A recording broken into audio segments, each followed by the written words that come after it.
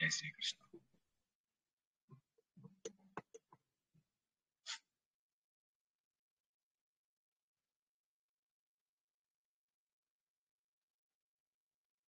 జై శ్రీకృష్ణ.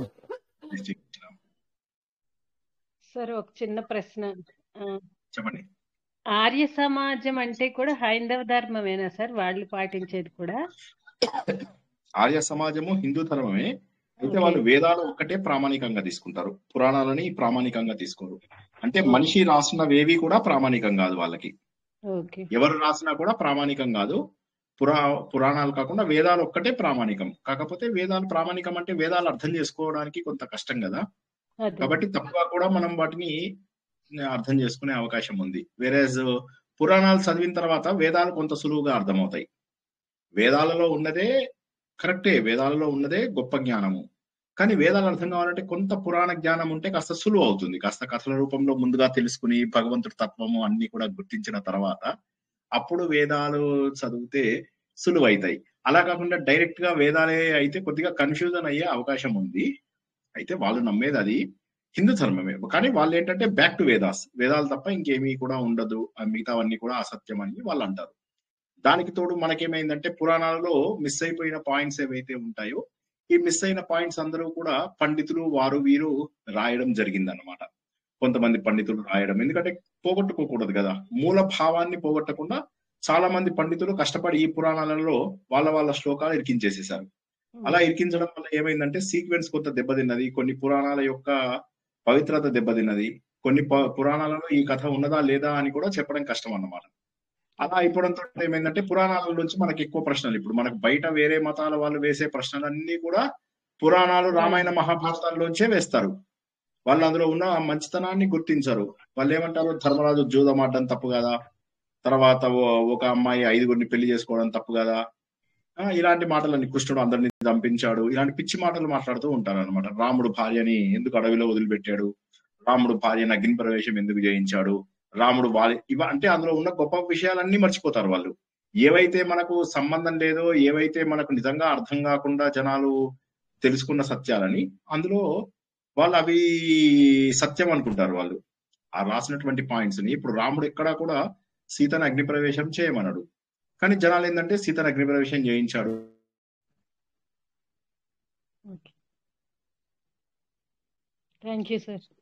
పంచపాండవుల వస్త్రాపహరణం జరిగిపోతుంది. మరి పంచపాండవులు అందరూ కూడా పాపం బట్టలు లేకుండా అక్కడ చిన్న చిన్న అంగవస్త్రాలతో కూర్చుంటారు, దాని గురించి ఎవరు మాట్లాడరు.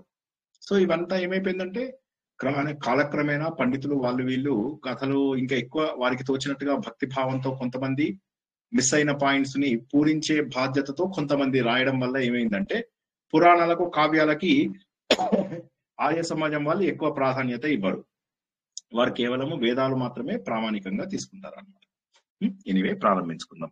అంతరాయ తిమిరోపశాంతయే శాంత పావనమచింత్య వైభవం తం నరం వపుషి కుంజరం ముఖే మన్మహే కిమపి తుందిలం మహః వసుదేవసుతం దేవం కంసచాణూరమర్ధనం దేవకీ పరమానందం కృష్ణౌ వందే జగద్గురుం శ్రీకృష్ణౌ వందే జగద్గురుం జననీ జన్మభూమిశ్చ స్వర్గాదపి గరీయసి మాతృదేవో భవ. భగవద్బంధువులకు, ఆత్మస్వరూపులకు, సత్యాన్వేషులకు స్వాగతం, సుస్వాగతం. ఎంతో ఆహ్లాదమైనటువంటి మహాకావ్యము అయినటువంటి కాళిదాసు సంస్కృతంలో మరోసారి మన కోసము గొప్పగా వర్ణిస్తూ రాసినటువంటి రఘువంశంలో మరో భాగానికి మనం చేరుకున్నాం. ఇప్పటి వరకు జరిగిన సర్గలు ఒక ఎత్తు అయితే ఇప్పుడు నుంచి ఇంకొక 5-6 సర్గలలో జరిగేటటువంటి కథలు మరొక ఎత్తు. ఇప్పటి వరకు కూడా రాముడి ముందు ఉన్నటువంటి కొంతమంది రాజుల యొక్క గొప్పతనాలను తెలుసుకున్నాం. అందులోపల మనకు కథ దిలీప మహారాజుతో ప్రారంభమై, దిలీప మహారాజు ఆయన పుత్రుల కోసము ఆయన పడ్డటువంటి కష్టాలు, రఘు మహారాజు యొక్క జననము, రఘు మహారాజు ఎదుగుదల, రఘు మహారాజు యొక్క విజయ యాత్రలు, రఘు మహారాజును చూసి దిలీపుడి యొక్క ఆనందము, దిలీపుడి సునంద వారు వనవాసం వెళ్ళిన తర్వాత రఘురాజు రఘు మహారాజు యొక్క వివాహము, తర్వాత రఘు మహారాజుకి అజ మహారాజు జన్మించడము. అజ మహారాజు చిన్నప్పటి నుంచి కూడా తల్లిదండ్రుల్ని చాలా ఇష్టపడుతూ ఉండేవాడు. తండ్రి గారి వానప్రస్థానికి కూడా కొంత డిలే చేశాడు అని చెప్పేసి తెలుసుకున్నాము. కొంత విలంబాన్ని కలిగించినటువంటి అజ మహారాజు ఎంతో ఇష్టపడి చేసుకున్నటువంటి ఇందుమతి స్వయంవరము, ఆ స్వయంవర విశేషాలు, అక్కడ ప్రియంవదుడు అనేటటువంటి ఒక గంధర్వుడితో జరిగినటువంటి యుద్ధము, అక్కడ గెలుచుకున్న ఆయుధాలు, చివరికి ఇందుమతితో తనకు జరిగినటువంటి వివాహము ఎంతో ఆనందంగా ఉన్నది ప్రపంచము అనుకున్న సమయం లోపల శాపవశాత్తు ఇందుమతి దేవి తన శరీరాన్ని కోల్పోవడము, తద్వారా ఈయన రాజ్యం పైన పూర్తి స్థాయి వైరాగ్యము రావడము, కొన్ని రోజులకే రాజ్యాన్ని దశరథ మహారాజు చేతిలో పెట్టేసి తను ప్రవేశం చేసి భార్యను చేరుకుంటాడు. ఇక దశరథ మహారాజు ఇంకా రాజ్యాన్ని చాలా చిన్నతనంలోనే తీసుకున్నటువంటి దశరథ మహారాజు వేల సంవత్సరాలు పరిపాలిస్తూ అద్భుతంగా రాజ్యాన్ని నడుపుతున్నాడు. కానీ ఆయనకు ఉన్నటువంటి ఒకే ఒక బాధ పిల్లలు లేకపోవడము. ఈ సమయంలో ఆయనకి కొత్తగా పట్టుకున్నటువంటి వ్యసనము వేట అని గత వారం మనం తెలుసుకున్నాము. ఈ వేట అనే వ్యసనము మొదట్లో ఏదో సరదాగా జరిగిపోయినప్పటికీ కూడా తర్వాత వేట అంటే ఆయనకు బాగా ఇష్టం ఉండడము, అడవిలోనే నిద్రించడము, అడవిలోనే ఈ ప్రకృతి శబ్దాలకు ఆయన మెలకువ రావడము, ఇవన్నీ కూడా కాళిదాసు మనకు చాలా అందంగా తెలియజేశాడు. ప్రకృతి శబ్దాలు ఏవైతే ఉంటాయో వాటన్నింటిని వర్ణించడం, ప్రకృతిని వర్ణించడము, వసంత ఋతువుని వర్ణించడము, తర్వాత వచ్చినటువంటి వర్ష ఋతువుని వర్ణించడము, ఈ రెండింటి మధ్య లోపల ఉన్నటువంటి గ్రీష్మ ఋతువు లోపల ఆయన చేసినటువంటి వేట, ఆయన అలసట, అవన్నీ కూడా చాలా హృదయంగా వర్ణించాడు అని చెప్పేసి మనం తెలుసుకున్నాము. అయితే ఇలా అలవాటు అయిపోయినటువంటి పద్ధతి వల్ల ఆయన ఏం చేశారు, మెల్లమెల్లగా వేట లోపల తెలిసి తెలియక అనుకోకుండా ఆయన ఒక శాపానికి గురైతాడు అని చెప్పేసి తెలుసుకున్నాము. శ్రవణ కుమారుడి యొక్క తల్లిదండ్రులు వారు చాలా బాధపడడం గత వారం తెలుసుకున్నాము. అనుకోకుండా జరిగినటువంటి దీనివల్ల అతను ఏమి చేయాలో తెలియదు. వారు అతనికి చివరికి వారి అనుజ్ఞతోటి తను వేసినటువంటి బాణము ఆయన గుండెల్లోంచి తీసివేయడం జరుగుతుంది. అప్పుడు ఆ ముని బాలకుడు మరణించడం జరుగుతుంది. అప్పుడు తల్లిదండ్రులు విలపించి ఇతనికి కూడా అంటారు, నువ్వు కూడా మాలాగే పుత్ర వేదనతోటి, నువ్వు పుత్ర వియోగంతో మరణిస్తావు అని చెప్పేసి చెప్పడము. తర్వాత వారికి కావాల్సినది మీకేం కావాలో చెప్పండి అని నేను అడిగితే వారి అనుజ్ఞ ప్రకారం వారికి చితి పేర్చి వారిద్దరూ కూడా అందులోపల చేరి భార్య సహితంగా ఆ ముని అందులోపల తన శరీరాన్ని వదిలేయడం అంటూ జరుగుతుందన్నమాట. ఇక ఎంతో పాపం వల్ల చాలా పాపం చేసుకున్నాను అని చెప్పి చాలా బాధపడుతున్నాడు దశరథ మహారాజు. అయితే ఎక్కడో ఒక చోట ఒక చిన్న ఆనందం ఏంటంటే కుమారుడు జన్మిస్తాడు అనేటటువంటి బాధ, పుత్ర శోకము వస్తుంది అన్నాడు అంటే నాకు పుత్రుడు జన్మిస్తాడు అని చెప్పేసి. సో ఇది ఒక్కటి ఆయన గుర్తుంచుకున్నాడు, చాలు పుత్రశోకం ఉన్నా సరే నాకు మంచి గతులు దొరుకుతాయి. ఎందుకంటే ఆ రోజుల్లో ఒక నమ్మకం ఉండేది, మంచి గతులు రావాలి అన్నటువంటిది. సరే ఇంకా ఏమైనా సరే ఇక తప్పదు అని చెప్పి చాలా రోజుల పాటు ఎదురు చూస్తాడు. ఇక ఇది కుదరదు అని చెప్పేసి ఇక మెల్లగా ఎంతసేపటికి మనకు జరగనప్పుడు ఏం చేస్తాము, మథనం చేస్తాము. సాగర మథనం ఏ విధంగానైతే చేశామో అదే విధంగా ఈయన కూడా మేధో మథనం చేస్తాడు, అందరినీ పిలిపించి అడుగుతాడు మరి ఏం చేయాలి అని. ఇప్పుడు వాళ్ళందరూ కూడా పుత్రకామేష్టి యాగము చేయాలి అంటారు. ఋష్యశృంగుని పిలిపిస్తారు. వీరందరూ పిలిపించి ఇదేంటంటే చాలా క్లుప్తంగా రాయడం జరిగింది. మనం రామాయణంలో తెలుసుకున్నట్టుగాను, తర్వాత మిగతా పురాణాలలో అంటే శ్రీమద్ భాగవతంలో వాటిల్లో తెలుసుకున్నట్టుగాను చాలా వివరంగా కాకుండా కథనేమో చాలా క్లుప్తంగా వర్ణించడము కాళిదాసు. తర్వాత ఎక్కడైతే ప్రకృతి వర్ణనలు లాంటివి ఉంటాయో వాటిని చాలా అద్భుతంగా వర్ణించడము మనం తెలుసుకుంటున్నాం. ఇప్పటి వరకు నిజంగా చూసినట్లయితే కథ ఎక్కువగా ముందుకు కదిలినట్టుగా మనకి ఎవరికి కూడా అనిపించదు. కానీ వర్ణన చూసినట్లయితే మాత్రము ఎప్పటికప్పుడు ఆయన చేస్తున్నటువంటి పోలికలు, ఆయన మాట్లాడుతున్నటువంటి ప్రతి మాట మనకు చాలా సంతోషాన్ని కలిగించాయి అని చెప్పేసి మనం చెప్పుకోవచ్చు. సో ఈ విధంగా జరుగుతోంది, చాలా ఆనందంగా ఉంది. సరే ఇదే సమయం లోపల ఇక పుత్రకామేష్టి యాగం చేస్తాడు. ఆ సమయం లోపల రావణాసురుడు యొక్క బాధలు చాలా ఎక్కువైతాయి. రావణాసురుడు లోకాన్నంతా కూడా హింసిస్తూ ఉంటాడు. ఎంతో మంది దేవతలు బాధపడుతూ ఉంటారు, రావణాసురుడి వల్ల మాకు ఎన్నో ఘోరాలు జరుగుతున్నాయి. కానీ ఏం చేస్తాం, మనం నీడ కావాలంటే అందరం కూడా చెట్టు దగ్గరికి వెళ్తాము. అదే విధంగా ఈ ప్రపంచానికి అంతటికీ కూడా ఛాయను కలిగించేటటువంటి ఆ మహావిష్ణువుని మనం అందరము ఆశ్రయిద్దాం అని చెప్పేసి అందరూ కూడా ఏక మనస్కులై విష్ణుమూర్తి దగ్గరికి బయలుదేరతారు. వాళ్ళు అక్కడికి వెళ్ళేసరికి అప్పటికే ఆయన యోగ నిద్రని త్యజించి సరైనటువంటి స్థితిలో ఉన్నాడన్నమాట. అప్పటి వరకు ఆయన యోగ నిద్రలో ఉన్నాడు. యోగ నిద్రలో ఉండగా మనం ఏమని అనుకున్నాం ఇంతకు ముందు, యోగ నిద్రలో ఉండగా ప్రకృతి కార్యాలు ఏవి కూడా ఆయన ఎక్కువ చేయడు అని చెప్పి తెలుసుకున్నాం మనం. యోగ నిద్ర అంటే డీప్ స్లీప్ కాదు, యోగ నిద్రలో సృష్టి ఎలా ఉందో అలా నడుస్తుంది. ఇక కొత్త పనులు, కొత్త కార్యాలు జరగవన్నమాట. దాన్ని మనం యోగ నిద్ర అంటారు అని చెప్పేసి తెలుసుకున్నాం ఇంతకుముందు. అదే ఇక్కడ. అదృష్టవశాత్తు వీళ్ళు అక్కడికి వెళ్ళేసరికి యోగ నిద్ర అవుతుంది. అమ్మయ్య, కొత్త కార్యము ప్రారంభించవచ్చు అని చెప్పేసి వీళ్ళందరూ కూడా దండం పెట్టుకుంటారు. చాలా సంతోషము. ఇది మనకు జరగబోయే కార్యసిద్ధికి ఇది సూచకం అవ్వాలి.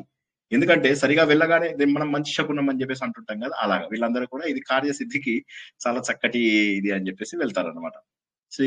శ్రీహరి చక్కగా ఆదిశేషువు పైన ఆనందంగా ఉంటాడు. అంతా ఆదిశేషువు యొక్క కాంతులన్నీ కూడా ఆ ప్రాంతం అంతా వస్తాయి. విష్ణుమూర్తి పైన మరింత విస్తృతంగా అవి కనిపించాయి అన్నమాట. ఒక పక్కన పద్మం పైన కూర్చున్నటువంటి శ్రీదేవి, మరొక పక్కన భగవంతుడి యొక్క ఆశీర్వాదము. వీళ్ళందరూ చాలా సంతోషపడుతూ ఉంటారన్నమాట. చక్కటి పీతాంబరాలు. ఈ పీతాంబరాలు ఎంత బాగున్నాయి అంటే పొద్దున్నే అప్పుడప్పుడే ఉదయించినటువంటి సూర్యుని యొక్క వేడియా అన్నట్టుగా ఆ కాంతి, సూర్యుని యొక్క కాంతి, బాల తాపం అంటారు కదా, అటువంటి కాంతి, అటువంటి ఒక వామ్త్ అని అంటాం కదా, ఆ వామ్త్ అందజేస్తుంది అనమాట అందరికి. ఆ ప్రాంతం అంతా కూడా వీరు అక్కడికి వెళ్ళగానే దేవతలందరూ ఒక రకమైనటువంటి ప్రశాంతత వారి లోపల వచ్చింది. మనం మళ్ళొకసారి చూసినట్లయితే చూసారా వర్ణన ఎలా వెళ్ళిపోతుందో. ఆయన వర్ణన నేను నోట్స్ గా రాసుకున్నా కూడా అది పూర్తి చేయలేను, అంతుంది వర్ణన. నేను కొద్ది భాగమే వర్ణన చేయగలుగుతున్నాను. కథనేమో 3 లైన్లలో 4 లైన్లలో రాస్తున్నారు ఆయన. ఇటువంటి వర్ణన, ఈ విష్ణుమూర్తి యొక్క వర్ణన ఆయనకి ఎంత బాగా రాశాడు. ఆయన విశాల వక్షస్థలం ఉంది, అందులోపల కౌస్తుభమణి ఎంత బాగుంది, ఆయన పైన ఉన్నటువంటి శ్రీవత్సం ఏదైతే ఉందో అది పెద్ద లాంఛనం ఇచ్చినట్టుగా ఉంది. ఇలాగా ఏంటంటే ఒక్కొక్క భాగాన్ని, ఆయన శరీర భాగాన్ని వర్ణిస్తూ తన భక్తిని కాళిదాసు అక్కడ తెలియజేసుకుంటున్నాడు అనమాట. ఆయన విశాలమైనటువంటి బాహువులు ఎలా ఉన్నాయంటే పెద్ద చెట్టు యొక్క కొమ్మల్లాగా ఉన్నాయా.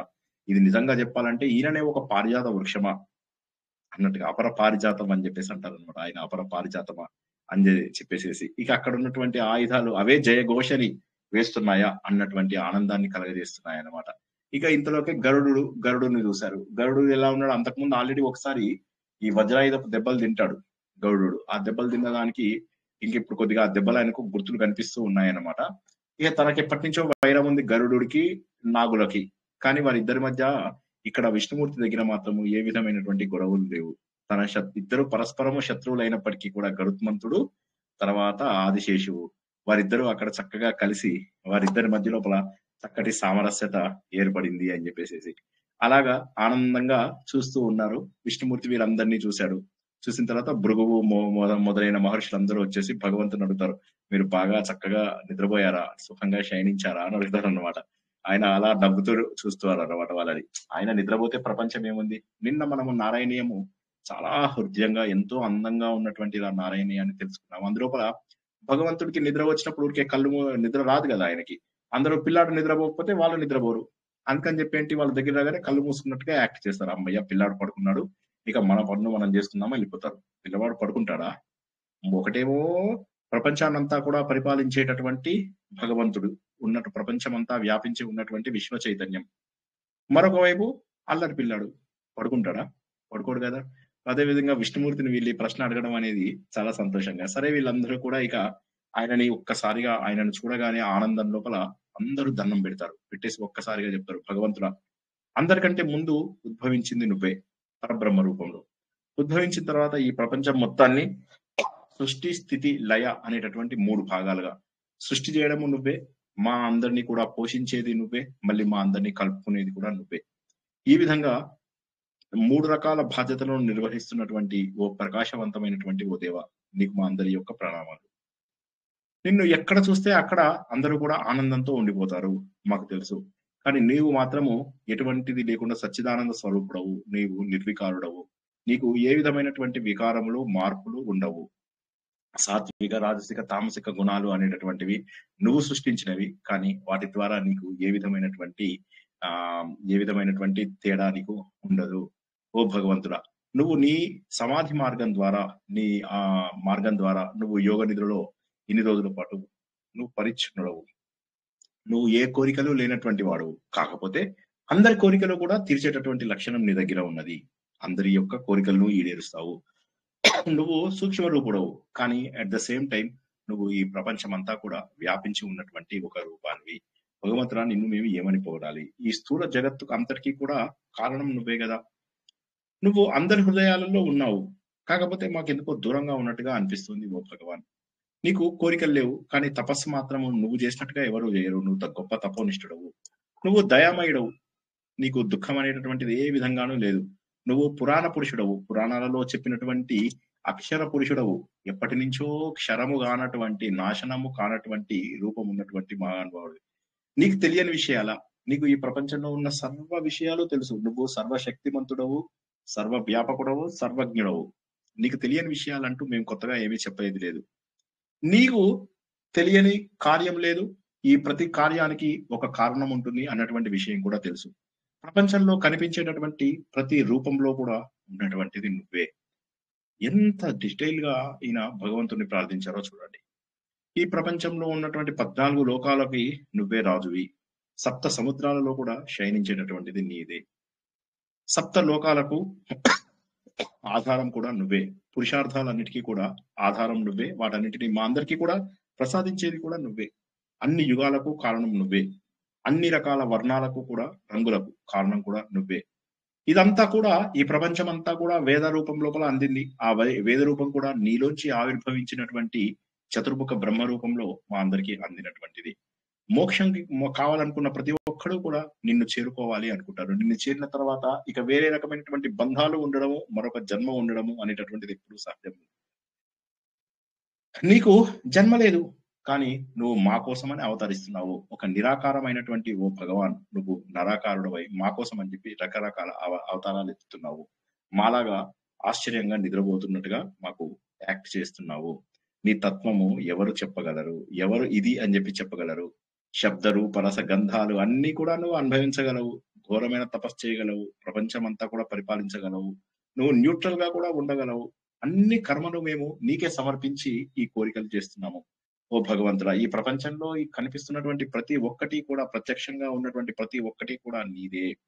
నిన్ను కేవలం స్మరణ చేస్తూ ప్రతి ఒక్కటి కూడా నీకు అర్పణం చేయడం ద్వారా నువ్వు జీవులని పవిత్రం చేస్తున్నటువంటి భావనని మేమందరం కూడా గుర్తించగలుగుతున్నాము. నీ చరిత్రలు ఏమని పొగడాలి మేము, ఇలా అని చెప్పేసి ఓ భగవంతుడా, ఇంకా మేము ఎంత పొగిడినా కూడా అది సరిపోదు. ఇక సంకీర్తన మాకు సాధ్యం కాకపోవడం వల్ల ఇక నీ గుణాలు ఇంతే అని చెప్పేసి మేము ఇక్కడ కాపుతున్నాము అని చెప్తారు. అదంతా విన్న తర్వాత విష్ణుమూర్తి అంటాడు, ఓకే, మీరు మోరార్లెస్ నా గురించి ఒక 1% చెప్పారు, సంతోషం అని చెప్పేసి అప్పుడు వాళ్ళందరూ విన్నారు. ఇవంతా కూడా యథార్థం. ఆయనకి ఇది ప్రశంస కాదు. ఆయన నవ్వుకుంటాడు, జస్ట్ వాళ్ళు అలా అన్నందుకని చెప్పి ఆయన ప్రీతి పొందినట్టుగా కనిపిస్తాడు. కనిపించి ఏం జరిగింది అంటాడు. అనగానే అప్పుడు వాళ్ళందరూ చెప్తారనమాట, ఇలా జరిగింది, ఇలా జరిగింది. రావణాసురుడు అని ఎవరైతే ఉన్నారో అతడు చేస్తున్నటువంటి దురాఘాతాలు ఎక్కువైపోయాయి. మన దేవతలందరిపైన కూడా అతను అందరినీ కూడా అటాక్ చేయగలుగుతున్నాడు. ఈ ప్రపంచంలో ఉన్నటువంటి ఎవరు కూడా అతన్ని సంహరించడానికి వీలైనటువంటి వరాన్ని కూడా పొందాడు బ్రహ్మదేవుడు ద్వారా. అనగానే అప్పుడు విష్ణుమూర్తి అంటాడు, ఇవన్నీ నాకు తెలుసు, కాబట్టి నేనేం చేస్తానంటే మానవ రూపంలో అతను మానవ రూపాన్ని అతను తన శత్రువులుగా అనుకోలేదు. అందువల్ల నేను దశరథ పుత్రుడుగా జన్మిస్తాను. నేను జన్మిస్తాను కాబట్టి మీరంతా కూడా తప్పకుండా భూలోకంలో ఏదో ఒక రూపం లోపల రావాలి. మీరంతా కూడా ఏదో ఒక రూపం లోపల కనిపించగలరు. ఎవరెవరు ఏ భాగాలని పట్టుకోగలిగితే ఆ భాగాలను పట్టుకోగలరు. ఇక రావణాసురుడు యొక్క అంతము ఈ రోజు నుంచి ప్రారంభమైంది అని చెప్పి అనొచ్చు. రావణాసురుడు ఎవరెవరినైతే బంధించి పెట్టాడో తన దగ్గర, వారందరికీ కూడా విడుదల జరిగేటటువంటి సమయం అతి త్వరలోనే ఆసనమైంది అని చెప్పి చెప్పగానే అప్పుడు అందరూ చాలా సంతోషపడిపోతారు. ఎవరెవరు ఏ అంశాలతో జన్మించాలో డిసైడ్ చేసుకుని వాళ్ళందరూ కూడా ఆ అంశాలతో జన్మిస్తారు. ఇది మనం రామాయణంలో చాలా డీటెయిల్ గా తెలుసుకున్నాము. ప్రస్తుతానికి ఈయన ఏం చేశాడంటే ఆ డీటెయిల్స్ ఇవ్వలేదు. సరే, మొత్తం మీద ఇక్కడ దశరథుడు అదే సమయం లోపల పుత్రకామేష్టి యాగం చేస్తున్నాడని తెలుసుకున్నాము. ఆ సమయం లోపల అగ్ని పురుషుడు జన్మించాడు దివ్యమైనటువంటి తేజస్సుతోటి. ఈవెన్ ఆ యజ్ఞం చేస్తున్నటువంటి ఋత్విజులు ఎవరైతే ఉంటారో వాళ్ళు కూడా ఆశ్చర్యపోతారు. ఆ దివ్య తేజస్సుకి వాళ్ళు కూడా ఆశ్చర్యపోతారు. ఆశ్చర్యపోయి ఒక రకమైనటువంటి ఇది, మేము చేసిన పూజకు ఇంత గొప్ప ఫలితమా అన్నట్టుగా. అంటే వారి అదృష్టం కూడా. ఒక్కొక్కసారి ఏమవుతుందంటే మన జీవితంలో ఇది మనం గుర్తిస్తూ ఉంటాము. మనం అనుకున్న దానికంటే కూడా గొప్ప ఫలితాలు వస్తూ ఉంటాయి. ఒక్కొక్కసారి మనం ఎంతో కష్టపడ్డప్పుడు కూడా జీవితం లోపల అటువంటి ఫలితాలు మనకు అందవు. అటువంటి మహోన్నతమైనటువంటి ఫలితాలు వీళ్ళకి అందాయి. అలా ఉండడం వల్ల ఈయన ఎలా అంటే ఆ పాయసం పట్టుకున్నటువంటి వ్యక్తి ఎలా ఉంటాడంటే ఆ పాత్రను కూడా భరించలేడా. ఎందుకంటే మహానుభావుడి యొక్క అంశాన్ని అందులోపల పెట్టుకుని తీసుకొచ్చాడు. కాబట్టి తను కూడా ఇది భరించలేనా అన్నట్టుగా దాన్ని మోసుకుని ఆ యజ్ఞ పురుషుడు ఆ బంగారు పాత్రని తీసుకుని వస్తాడనమాట. ఎలా ఉంటుందంటే ఇంక అసలు ఎట్లా సముద్రుడులోంచి మన ధన్వంతరి గనక చక్కగా అమృత పాత్రను తీసుకొచ్చినట్టుగా ఈయన వర్ణనలే వర్ణనలేండి. ఇదంతా కూడా నేను ఇంతకుముందు చెప్పినట్టుగా ఈ రఘువంశము ఇటువంటి మహాకావ్యాలు తర్వాత చెప్పుకోబోయే మహాకావ్యాలు వీటన్నిటికి కూడా ఏంటంటే రసహృదయం ఉండాలి. రసహృదయం ఉన్నప్పుడు ఏమవుతుందంటే వాటన్నింటిని ఊహించుకుంటూ మన హృదయంలో వాటిని నిలుపుకుంటూ చక్కటి ఆలోచనలతో మంచి హృదయంతో స్పందిస్తూ చాలా సంతోషాన్ని మనము తీసుకోగలవు. సో ఇక్కడ ఆయన ఏ విధంగా చెప్పాడో చూడండి. అక్కడ ఏ విధంగానైతే ధన్వంతరి తీసుకొచ్చినటువంటి అమృత కలశం అమృత భాండం ఉందో అదే విధంగా ఇక్కడ యజ్ఞపురుషుడు ఇచ్చినటువంటి ఆ పాయసం యొక్క అన్నం ఏదైతే ఉందో దాన్ని దశరథుడు స్వీకరించాడు. ముల్లోకాలకు మూల కారణమైనటువంటి ఆ దేవుడు ఎవరైతే పరబ్రహ్మ ఎవరైతే ఉన్నారో ఆయననే ఈ రాజుకు పుట్టడానికి నిశ్చయించినప్పుడు ఇక ఏముంది, దేవుడే అనుగ్రహించాలి అనుకున్నప్పుడు ప్రపంచంలో ఎవరు ఆపగలరు? సో ఇంకా చాలా సంతోషంగా ఆయన అది తీసుకుంటాడు. వెళ్ళేసి తన భార్యలైనటువంటి కౌసల్య, సుమిత్ర, కైకేయిలకు వాటిని అందజేస్తాడు. వారు కూడా ఇంకా ఈయనకి ఏంటంటే కైకేయి చాలా ఇష్టం అన్నమాట. సో ఈయనకి చాలా ఇష్టము. సో కౌసల్య ఏమో జ్యేష్ఠ పత్ని, కైకేయి ఏమో చాలా ఇష్టము. వాళ్ళిద్దరికి ఇస్తాడు. వాళ్ళిద్దరు కూడా ఏమి ఇది కాదు, వాళ్ళిద్దరు చెరి సగము మళ్ళీ సౌమిత్రకి ఇస్తారు. వాళ్ళిద్దరు కూడా చాలా ప్రేమగా ఒకరితో ఒకరు ఆప్యాయంగా ఉంటారు. దశరథ మహారాజుకు మనం రామాయణంలో కూడా తెలుసుకున్నాము. ఎంతో మంది భార్యలు ఉన్నప్పటికీ కూడా ఈ ముగ్గురు భార్యలు అంటే ప్రత్యేకమైనటువంటి ఇష్టము. అందులో కూడా కైకేయి అంటే మరింత ఇష్టము. ఇతని వాంఛలు అవి కూడా కైకేయి పైననే ఎప్పుడు ఎక్కువ ఉంటాయని, ఏ అవసరం వచ్చినా ఏ ఆనందాన్ని పంచుకోవాలన్నా ఎక్కువగా కైకేయి దగ్గరికే వెళ్తూ ఉంటాడని, రాముడి విషయంలో కూడా రాముడి యొక్క పట్టాభిషేకాన్ని తనే స్వయంగా కైకేయికి తెలియజేయాలి అని చెప్పేసి ఆ వాంఛతో అతను ఆమె దగ్గరికి వెళ్తూ ఉంటాడన్నమాట. సో అటువంటి సమయంలో జరిగినటువంటి కథ అనుకోండి అది. సరే అవన్నీ కూడా ఇందులో మనకు వర్ణించడం అంటూ జరగలేదు. సో బేసికలీ వీరిద్దరూ సరైనటువంటి భాగాన్ని వాళ్ళు సుమిత్రకు అందజేయడం. అయితే ఈ విషయం దశరథ మహారాజు కూడా తెలుసు. నేను తను వారిద్దరికి ఇచ్చినా వారిద్దరూ సుమిత్రకి ఇస్తారని తెలియడం వల్లనే ఇచ్చారన్నమాట.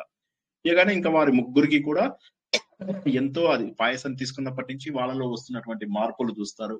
శుభ శకునాలు అన్ని మంచి శకునాలే. ఎక్కడ చూసినా కూడా వారికి ఏదో ఆనందము, మంచి మంచి స్వప్నాలు రావడం, వారికి జీవితం ఒక్కసారిగా రెడ్ నుంచి గ్రీన్ వైపు టర్న్ అయిపోయినట్టుగా అనిపిస్తూ ఉంటుంది.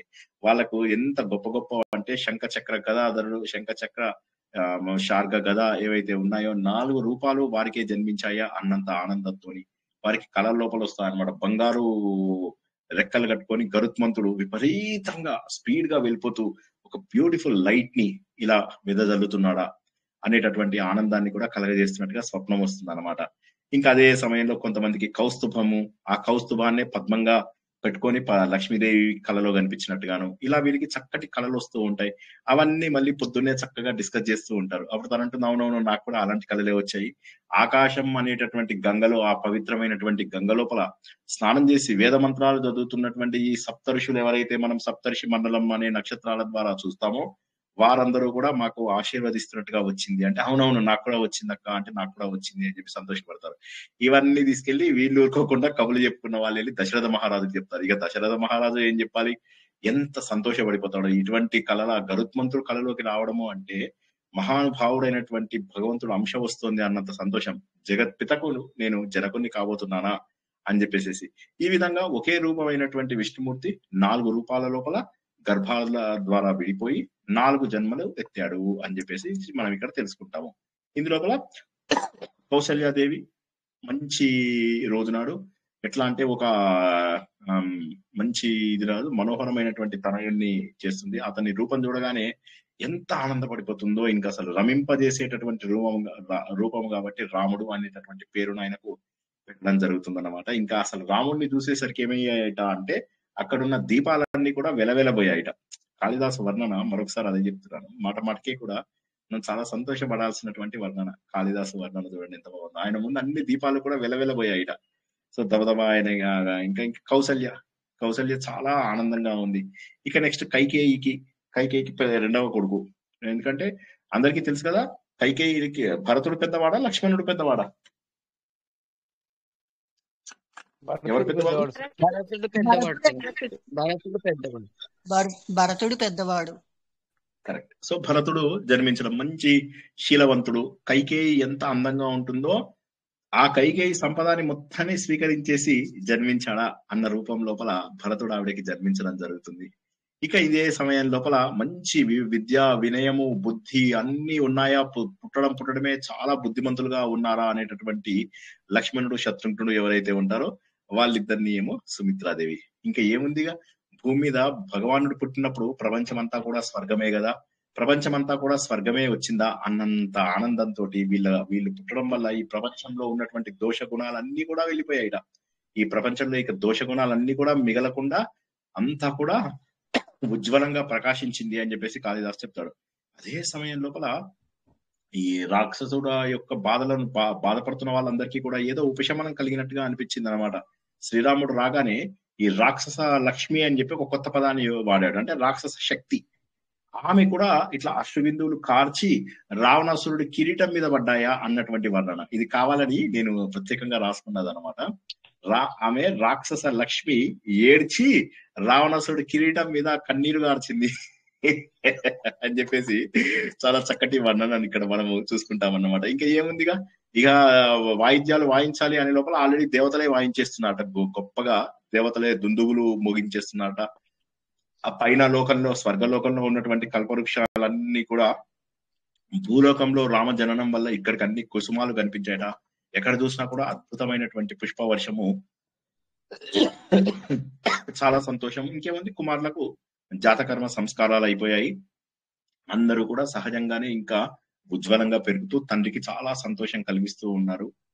ఏ విధంగానైతే వసంత ఋతువు నందనవనాన్ని ఆనందంగా చేసిందో ఆ విధంగా ఈ ప్రపంచమంతా కూడా ఈ నలుగురు యొక్క పుట్టుక ద్వారా సర్వత్రా కూడా ఆనందము, నందనము అంటే ఆనందము ఆ విధంగా కలగజేసిందా అన్నట్టుగా. సో ఇటు వసంత ఋతువు మొత్తం వనాలన్నింటినీ ఆనందంగా చేసినట్టుగానే వీరి జననము ఇక్కడ ఉన్న వారందరినీ కూడా ఆనందంలో, ఆనందం ఆనందం అనేటటువంటి పదాలను చాలా బాగా వాడుతూ ఆయన చాలా సంతోషంగా ఇది చేశాడు అనమాట. ఇంకేముంది, ఇద్దరిద్దరు కూడా చాలా, రామలక్ష్మణుడు ఒక గ్యాంగ్ అయితే భరత శత్రుఘ్నుడు ఒక గ్యాంగ్.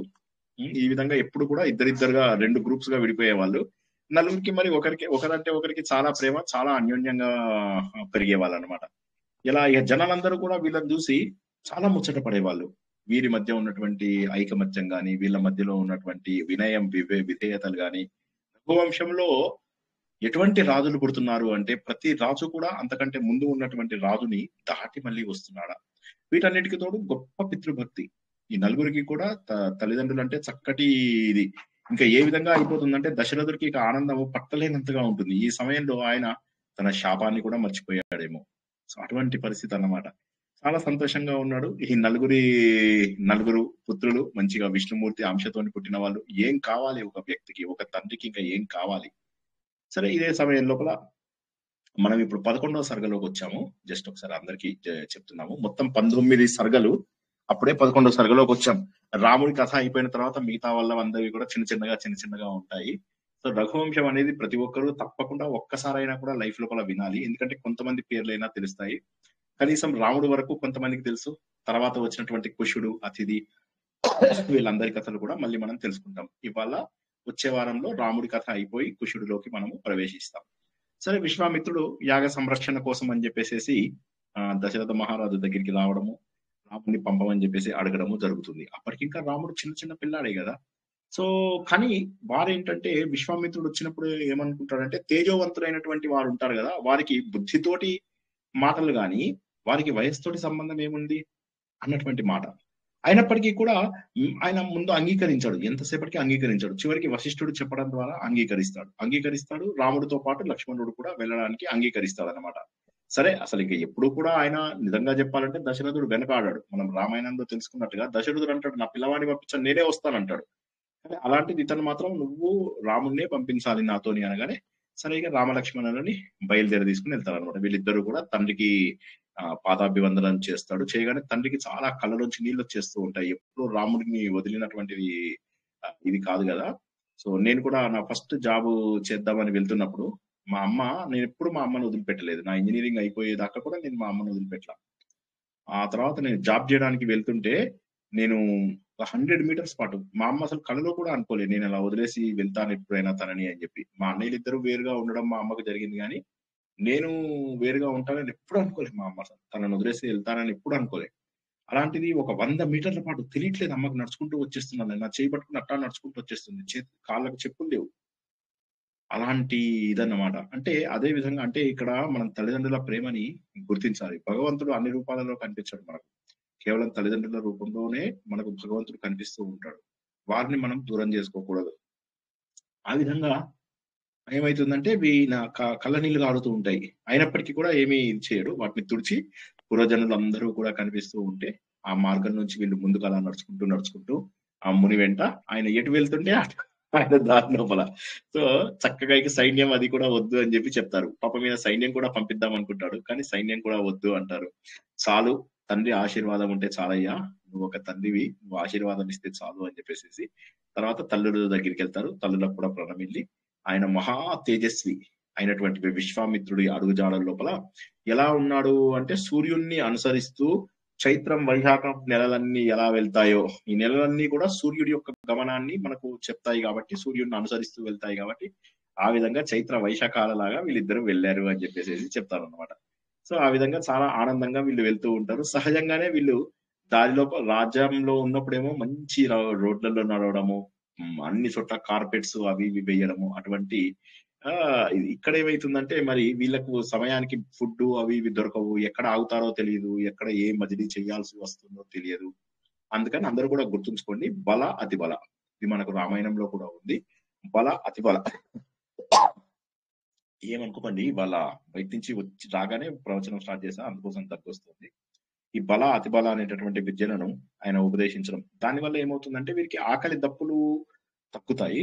ఇది కాక ఏంటంటే ఎంత దూరం నడిచినా కూడా అలసట తెలియదు అనమాట. అందులో చిన్న బేబీస్ కదా, సో వాళ్ళని ఆయన తీసుకుని వెళ్తూ ఉంటే వారికి ఏ విధమైనటువంటిది ఉండదు. వాడు కూడా వాళ్ళ అమ్మ నాన్న దగ్గర ఉన్నప్పుడు ఎలా అయితే హ్యాపీగా ఉన్నారో అలాగే సంతోషంగా ఉంటూ అలాగే ఎప్పుడు వాహనాల్లో ప్రయాణించే వాళ్ళు ఇప్పుడు కాలి నడకన ఏ వెళ్తూ ఉంటారు. దారిలో ఈయన ఏం చేస్తాడు, బోలెడన్ని కథలు చెప్తూ ఉంటాడు. సహజంగా పిల్లలందరికీ కూడా కథలు ఇష్టం. మేము ఇందాక శాఖ చేసుకుని వచ్చామన్నమాట. ఆ శాఖ లోపల కొత్తగా 11 మంది పిల్లలు జాయిన్ అయ్యారు ఈ మధ్యలో. జాయిన్ అయితే వాళ్ళందరికీ కూడా మేము రకరకాలుగా చెప్పే విషయాలు అవి బాగా నచ్చుతున్నాయి. నిన్నేదో చిన్న విషయాన్ని ఏదో చెప్పామన్నమాట. ఏంటంటే కులాలు మనకు లేవు అని చెప్పేసేసి, గౌతమ బుద్ధుడి యొక్క అనుచరుడు ఒక ఆయన ఉంటాడు, ఆనందుడు అని చెప్పి. ఆ ఆనందుడు ఏం చేస్తాడంటే ఒకసారి వెళ్తూ వెళ్తూ ఆయనకి దాహం వేస్తుంది. దాహం వేయగానే అప్పుడు అక్కడ ఒక వ్యక్తిని, ఒక ఆడమి కనిపిస్తుంది. ఆమె బావి దగ్గర నీళ్లు తోడుకుంటూ ఉంటే ఆమెను నీళ్లు అడుగుతాడు. అడిగితే నేను తక్కువ జాతి వ్యక్తిని నేను నీళ్లు పోయొచ్చా అని అంటుంది. అంటే నేను నీ వర్ణం అడగలేదు, నేను అడిగినది నీళ్లు అని చెప్పేసి చెప్తాడనమాట. అప్పుడు ఆమె కళ్ళల్లోంచి నీళ్ళు వచ్చి అప్పుడు పోస్తుంది అనమాట. కాబట్టి భగవంతుడు అందరినీ కూడా సమానంగా పుట్టించాడు. ఈ ప్రపంచంలో ఉన్నటువంటి అన్ని ఆస్తుల పైన అందరికీ కూడా హక్కు ఉన్నది అని చెప్పి తెలియజేసే గొప్ప కథ. అది నిన్న మా శాఖలో కూడా చిన్నపిల్లలందరికీ కూడా బాగా నచ్చింది. సరే మీకు కూడా ఒకసారి చెప్దామని అనిపించింది, ఇక్కడ వచ్చింది కాబట్టి, టాపిక్ వచ్చింది కాబట్టి. సరే అదే విధంగా ఏమైంది, ఈయన సో ఆయన మునీంద్రుడు గొప్ప గొప్ప కథలు చెప్తూ ఉంటాడు. మధ్య మధ్యలో వీళ్ళు ఊగొడుతూ ఉంటారు, ప్రశ్నలు అడుగుతూ ఉంటారు. ఇదేమిటి మహర్షి, అదేంటి మహర్షి అనేది. వాళ్ళు దూరం నడుస్తున్నామా లేకపోతే ఎంత దూరం వెళ్తున్నాము అనేటటువంటిది కూడా అనిపించదు. కాలి నడకన వెళ్తున్నాము అనేది కూడా అనిపించదు. ఆయనకు కూడా వీళ్ళని చూస్తుంటే చాలా సరదాగా, చిన్న పిల్లలు కదా వెళ్తూ ఉంటారు. వీళ్ళు దారి లోపల చూస్తుంటారు, ఎంతో గొప్పమైనటువంటి మధురమైనటువంటి జలాలు ఉన్నాయి, మంచి పక్షులు అలా గాలిలో తేలుతూ కనిపిస్తున్నాయి. ప్రకృతి సౌందర్యం అన్నమాట. ఎక్కడ చూసినా కూడా కోయిలల యొక్క గానం వినిపిస్తూ ఉంటుంది. ఆకులు ఇవన్నీ కూడా ఊగుతూ ఉంటే ఒక ఆనందమైనటువంటి శబ్దం వస్తూ ఉంటుంది. పుష్పాల యొక్క వాసన, ఇలా వీళ్ళ గంధము అద్భుతంగా వీళ్ళని అంటుకుంటూ ఉంటుంది. మేఘాలు వీళ్ళు నడుస్తూ ఉంటే వీళ్ళపైన నీడ కురిపించాలా అన్నట్టుగా మేఘాలు కూడా మెల్లగా వీళ్ళని అనుసరిస్తూ ఇలా వస్తున్నాయి. అంటే ఎంత వర్ణన.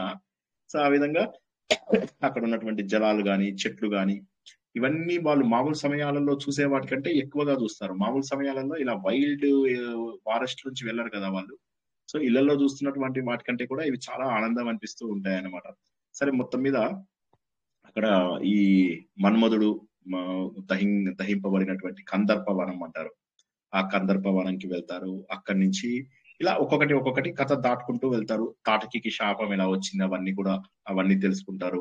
ఆమె చేసినటువంటి ఎన్ని రకాల పనులు చేసింది, ఆమె ఎన్ని రకాల యజ్ఞాలు ఇవన్నీ ఎలా నాశనం చేసింది అని చెప్పేసి అవన్నీ కూడా చూపిస్తూ ఉంటాడు అన్నమాట. సో ఇంకా ఆమె గురించి మనం జాగ్రత్తగా ఉండాలి. ఆమె చాలా ఇది కాదు, ఎంతసేపు కూడా కపాలాలు మెడలో వేసుకుని వస్తూ ఉంటుంది అని అనుకుంటూనే ఉండేసరికి అంతలోకే వచ్చేస్తుంది అనమాట.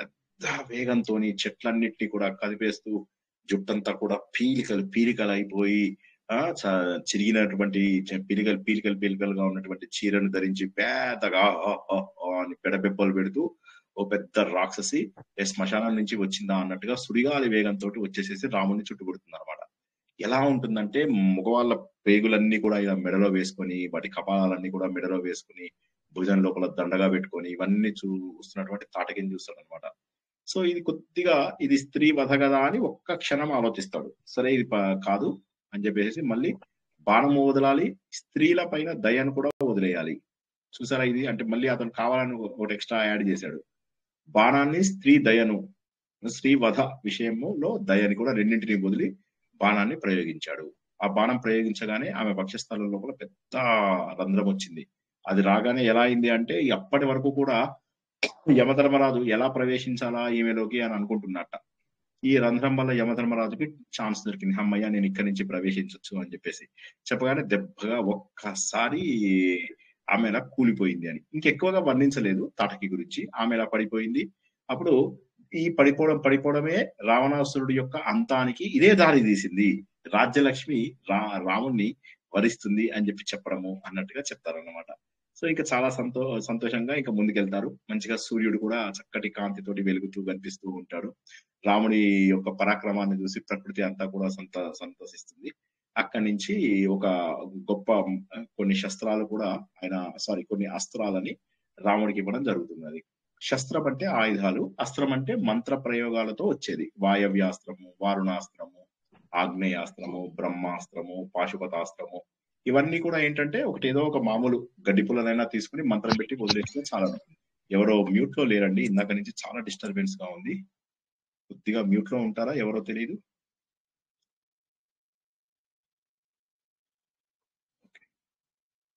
సో అలాగా ఏమవుతుందంటే ఇటువంటి అస్త్రాలన్నీ ఉంటాయన్నమాట. ఈ అస్త్రాలన్నీ ఏంటంటే జనరల్ గా మనము ఒక మంత్ర ప్రయోగం ద్వారా వాటిని ప్రయోగించవచ్చు అనమాట. అటువంటివి చక్కగా ఈయన అవి తీసుకుంటాడు. ఆయన గురువు గారు ఇచ్చిన వాటన్నిటిని కూడా ఈయన స్వీకరిస్తాడు. చక్కగా సంతోషంతో స్వీకరిస్తాడు. స్వీకరించిన తర్వాత ఇక నెక్స్ట్ డే మనకు స్టార్ట్ అవుతుంది. కానీ ఎందుకో ఈ వీళ్ళ వామన ఆశ్రమం అని ఈ ఆశ్రమానికి వెళ్ళిన తర్వాత ఈయనకు ఒక రకమైనటువంటి ఆనందం కలుగుతూ ఉంటుంది. ఏదో నాకు పూర్వజన్మ సంబంధం ఉందా అన్నట్టుగా. భగవంతుడికి పూర్వజన్మతో సంబంధం ఏమిటి? ఇప్పుడు ప్రస్తుతం తను మానవ రూపంలో ఉన్నాడు. సో అయినప్పటికీ తన పూర్వజన్మ వృత్తాంతం ఏది రాదు. కానీ ఏదో ఒక వింత అనుభూతిగా అనిపిస్తూ ఉంటుంది. అందమైనటువంటి మృగాలు అటు ఇటు వెళుతూ ఉంటాయి ఆశ్రమము. సో చక్కగా వీళ్ళిద్దరిని రామలక్ష్మణులను చూస్తే మంచి పరాక్రమ ద్వయం లాగా బేబీసే, కానీ వాళ్ళ ముఖం లోపల ఒక పరాక్రమము కనిపిస్తూ ఉంటుంది. అందరూ కూడా చాలా సంతోషంగా ఉంటారు. ఇక మేము యాగము మొదలెడదాము అని చెప్పేసి అనుకుంటూ ఉంటారు అనమాట. అదే సమయం లోపల మొత్తం ఈ ఆకాశం అంతా కూడా కలుషితమైనట్టుగా, రక్త బిందువులతోటి కలుషితమైనట్టుగా అనిపిస్తూ ఉంటుంది. ఏమైంది అని చెప్పేసి ఆలోచిస్తారు అనమాట. ఋత్వికులు కూడా ఇవన్నీ చదవడం, మంత్రాలు చదివేయడం ఆపేస్తారు. అప్పుడు రాముడు అక్కడ అంబుల పొదలోంచి బాణం తీసి రెడీగా చూస్తాడు. చూస్తే అప్పుడు ఏమవుతుందంటే అక్కడ రాక్షసుల సైన్యం కనిపిస్తున్నాడు. పెద్ద సైన్యం కనిపిస్తూ ఉంటుంది. రాగానే ఇప్పుడు వారిద్దరిని చూస్తాడు. అందులోపల మెయిన్ లీడర్స్ మారీచుడు, సుబాహుడు అని ఇద్దరు కనిపిస్తారు అనమాట. వాళ్ళ వెనకాల పెద్ద సైన్యం. ఎలా అయినా సరే తాపసులు చేసేటటువంటి సైన్యాన్ని నాశనం చేయాలి అనే ఏకైక ఉద్దేశంతో వారు అలా కనిపించడం జరుగుతుంది. అలాగని ఇక రాముడు ఏం చేస్తాడంటే ఎన్నో బాణాలని వారందరూ కిందికి రాకుండా వారందరికీ కూడా ఒక బ్యారికేడ్ లాగా తయారు చేసేస్తాడు.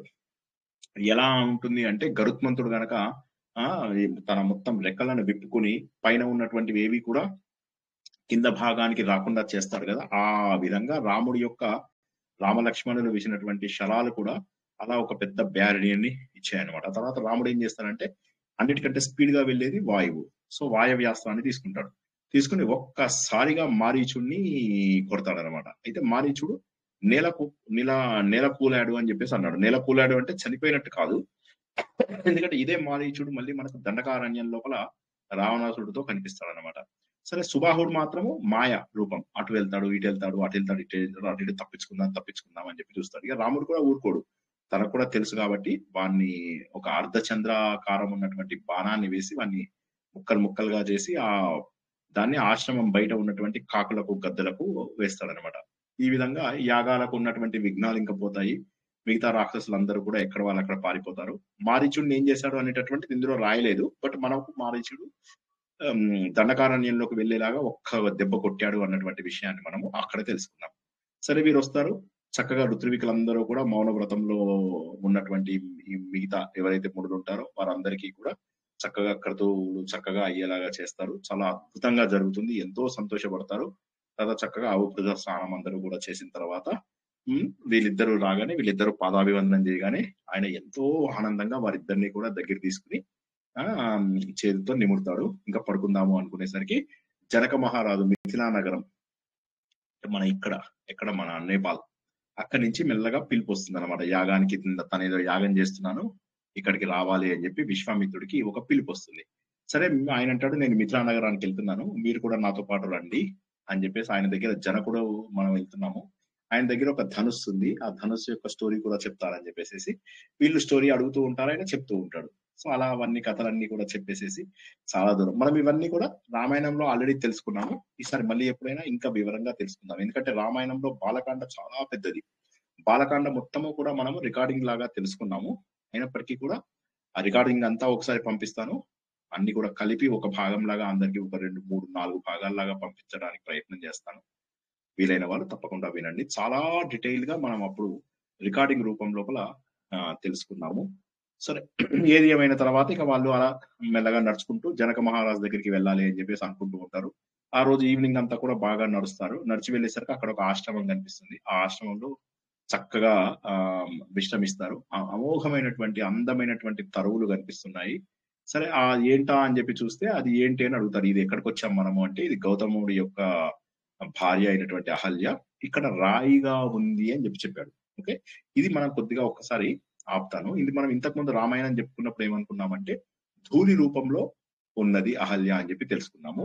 ఇది కాళిదాసు సమయానికే మనం ఏమని గుర్తించాలి, రాయి రూపం లోపల మారిపోయింది అంటే కథని ధూళి నుంచి రాయిగా మార్చింది కాళిదాసు. కాళిదాసు అంటే సుమారుగా 1, 2, 3, 4 సెంచరీలలో అంటే ఫస్ట్ 1 AD 2 AD ఏదైతే చెప్తామో మనము కామన్ ఎరా, ఆ కామన్ ఎరా లోపల మొదటి 2 శతాబ్దాలలో అప్పటికే అహల్యను రాయిగా చిత్రీకరించడం వచ్చేసింది అన్న విషయాన్ని తెలుసుకుంటాం. సరే రాముడి యొక్క పాదస్పర్శ తగలగానే వెంటనే ఆవిడ సుందరమైనటువంటి పూర్వరూపం. ఎంత క్లుప్తంగా చెప్తాడంటే కథలీన చాలా అన్నమాట. సో ఆ విధంగా రాముడి యొక్క పాదం యొక్క అనుగ్రహం వల్ల ఆవిడ తన సుందరమైనటువంటి రూపాన్ని తీసేసుకుంది అని చెప్పి. సరే ఏదైతే ఏంటి ఇంకా అర్ధము కామము ఈ రెండు కూడా ధర్మంతో కలిసి వచ్చాయా అన్నట్టుగా రామలక్ష్మణులని ఇద్దరిని కూడా మునీంద్రుడు తీసుకొని వెళ్ళాడు అన్నట్టుగా ఆ వర్ణన అన్నమాట. అంటే ధర్మము అర్థము కామము అన్ని కూడా ఒక్కసారి కలిసి వచ్చాయా అన్నట్టుగా వెళ్ళాడు. ఇక జనకుడు వెళ్తాడు, వీళ్ళకి ఎదురేగుతాడు, కావలసినటువంటి సేవలన్నీ కూడా చేస్తాడు. ఆశ్చర్యపోతాడు, ఏంటి స్వర్గలోకం నుంచి వచ్చినటువంటి నక్షత్ర ఇవి అని. మన సినిమాల్లో హీరో హీరోయిన్ ఆకాశం నుంచి దిగొచ్చావా అంటాడు కదా, అవన్నీ ఇలా కాళిదాసు నుంచి వచ్చినటువంటి మాటలే మనం గుర్తించాలి. అంటే వర్ణన ఒకరు వదిలితే తప్ప ఇప్పటి కవుల్లో ఆ భావాల్పంలో చూసినట్లయితే సైంటిస్టులు కూడా వాడే కొత్తది కనిపెట్టాడు. అప్పటి వరకు కొంతమంది కొంత చదివి దాన్ని కొద్దిగా రెడీ చేసి పెడతాడు. ఏం చేస్తాడు, దీన్ని వాడుకొని, ఎందుకంటే ఇది ఆల్రెడీ ప్రూవెన్, దీన్ని వాడుకొని ఈయన మరికొంత ముందుకు తీసుకెళ్తాడు, దీన్ని వాడుకొని మరికొంత ముందుకు తీసుకెళ్తాడు. అదే విధంగా మన కావ్య రచన అనేటటువంటిది నిజంగా ప్రారంభమైంది కాళిదాసు. అశ్వఘోషుని ప్రారంభమైందని చెప్పినప్పటికీ కూడా సంస్కృత సాహిత్యము ఎక్కువగా మహాకావ్యం రూపంలో గనక వచ్చింది చూసుకున్నట్లయితే ఖచ్చితంగా కాళిదాసు నుంచి వచ్చింది అని చెప్పవచ్చు. మరి వీడు కాళిదాసు ఎక్కడి నుంచి నేర్చుకున్నాడు? వాల్మీకి నుంచి నేర్చుకున్నాడు, వ్యాసుని నుంచి నేర్చుకున్నాడు. నేను చెప్పాను మీ అందరికీ కూడా ఒకసారి మనం మాట్లాడుకున్నప్పుడు, వాల్మీకి చేస్తున్నటువంటి వర్ణన వేదవ్యాసుడు కూడా చేయలేదేమో అనిపించింది నాకు. అంత సుందరంగా అన్ని శ్లోకాలు అనుష్ఠుప్ ఛందస్సు లోపల ఎంత సింపుల్ గానో ఉంటాయి, చదువుకోవడానికి అర్థమవుతుంది. కింద అసలు ఆ వివరణ కూడా చదువుతూ ఉంటే ఎంతో ఆహ్లాదంగా అనిపిస్తుంది. బహుశా కాళిదాసు కూడా వాల్మీకి దగ్గరే అవన్నీ నేర్చుకుని ఉంటాడు. తన యొక్క సహజ శైలి అయినటువంటి ఉపమానాలు, ఆ ఉపమానాలు బాగా పెడుతూ తనదంటూ ఒక ముద్రను కూడా వేయగలిగాడు. వాల్మీకి చేసినటువంటి వర్ణనను చాలా వరకు ఉపయోగించుకుని వాల్మీకి కూడా మధ్య మధ్య లోపల ఒక అరణ్యం వచ్చింది, అరణ్యాన్ని వర్ణించడము, ఒక ఉద్యానవనం వచ్చింది. ఇదే చిత్రరథుడు ఇక్కడ తను గంధర్వ రాజు అయినటువంటి చిత్రరథుడు ఆయన యొక్క ఉద్యానవనం ఇదేనా, ఆంజనేయ స్వామి వెళ్తూ ఉంటాడు, ఆయనకు లంక కనిపిస్తుంది, ఆ లంక మొత్తాన్ని వర్ణిస్తాడు. అంటే ఈ విధంగా వర్ణనకు ఎంతో ప్రాధాన్యత ఇచ్చినటువంటివి గ్రంథాలు. అంటే ఇవి సహజంగా ఏంటంటే రస హృదయులని పట్టుకోవడం కోసం. కథ ఏమిటి అంటే క్లుప్తంగా చెప్పడం ఎంతసేపు అయిపోతుంది. ఒక్క రోజులో అయిపోతుంది కథ. కానీ అలా కాకుండా రస హృదయాలను స్పందింపజేయడము, రంజింపజేయడము అనేటటువంటివి మహాకావ్యాల యొక్క ముఖ్య ఉద్దేశం. అవి చదువుతున్నప్పుడే మన లోపల పరిణతి వస్తుంది. ముఖ్యంగా నేను మీకు అందరికీ కూడా ఇంతకుముందు చెప్పాను. విక్రమ్ ఇది ఆయనది విక్రమ్ సేత్‌ది ఒక బుక్ చెప్పాను. ఇది ఏ సూటబుల్ బాయ్ అని. అందులోపల అంతే ఇంత పెద్ద బుక్కు, ఇంత లావు బుక్కు. దానికి మొత్తం వర్ణనే. ఇంత చేస్తే ఏముందయ్యా అంటే ఒక తల్లి తన కొడుకుకి తన కూతుర్లలో ఎవరిని తన కూతురికి ముగ్గురు అబ్బాయిలను చూస్తుంది. అందులో ఎవరు సూటబుల్ అని చెప్పి తెలుసుకోవడమే నవల. దానికి బుక్కర్ ప్రైజ్ కూడా వచ్చింది. అంటే ఏమిటి? వర్ణనలోని నిజమైనటువంటి శక్తి ఉంది. ఇప్పుడు T20 గొప్పదా? టెస్ట్ గొప్పదా? అంటే ఏం చెప్తారండి? ఎవరైనా చెప్పగలరా? T20లో టెస్ట్ చూసిన వాళ్ళు ఉన్నారా ఈ లోపల? హలో, ఎవరైనా మాట్లాడండి. T20 గొప్పదా? టెస్ట్ గొప్పదా? టెస్ట్లే నచ్చుతాయి సార్. T20 లోపల మనం షాట్ కొడితే సరిపోతుంది. షాట్ కొట్టేవాడు కొడతాడు. ఒక 4 షాట్లు కొడితే అయిపోతుంది. మన పని అయిపోయినట్టే. కానీ టెస్ట్లలో అలా కాదు.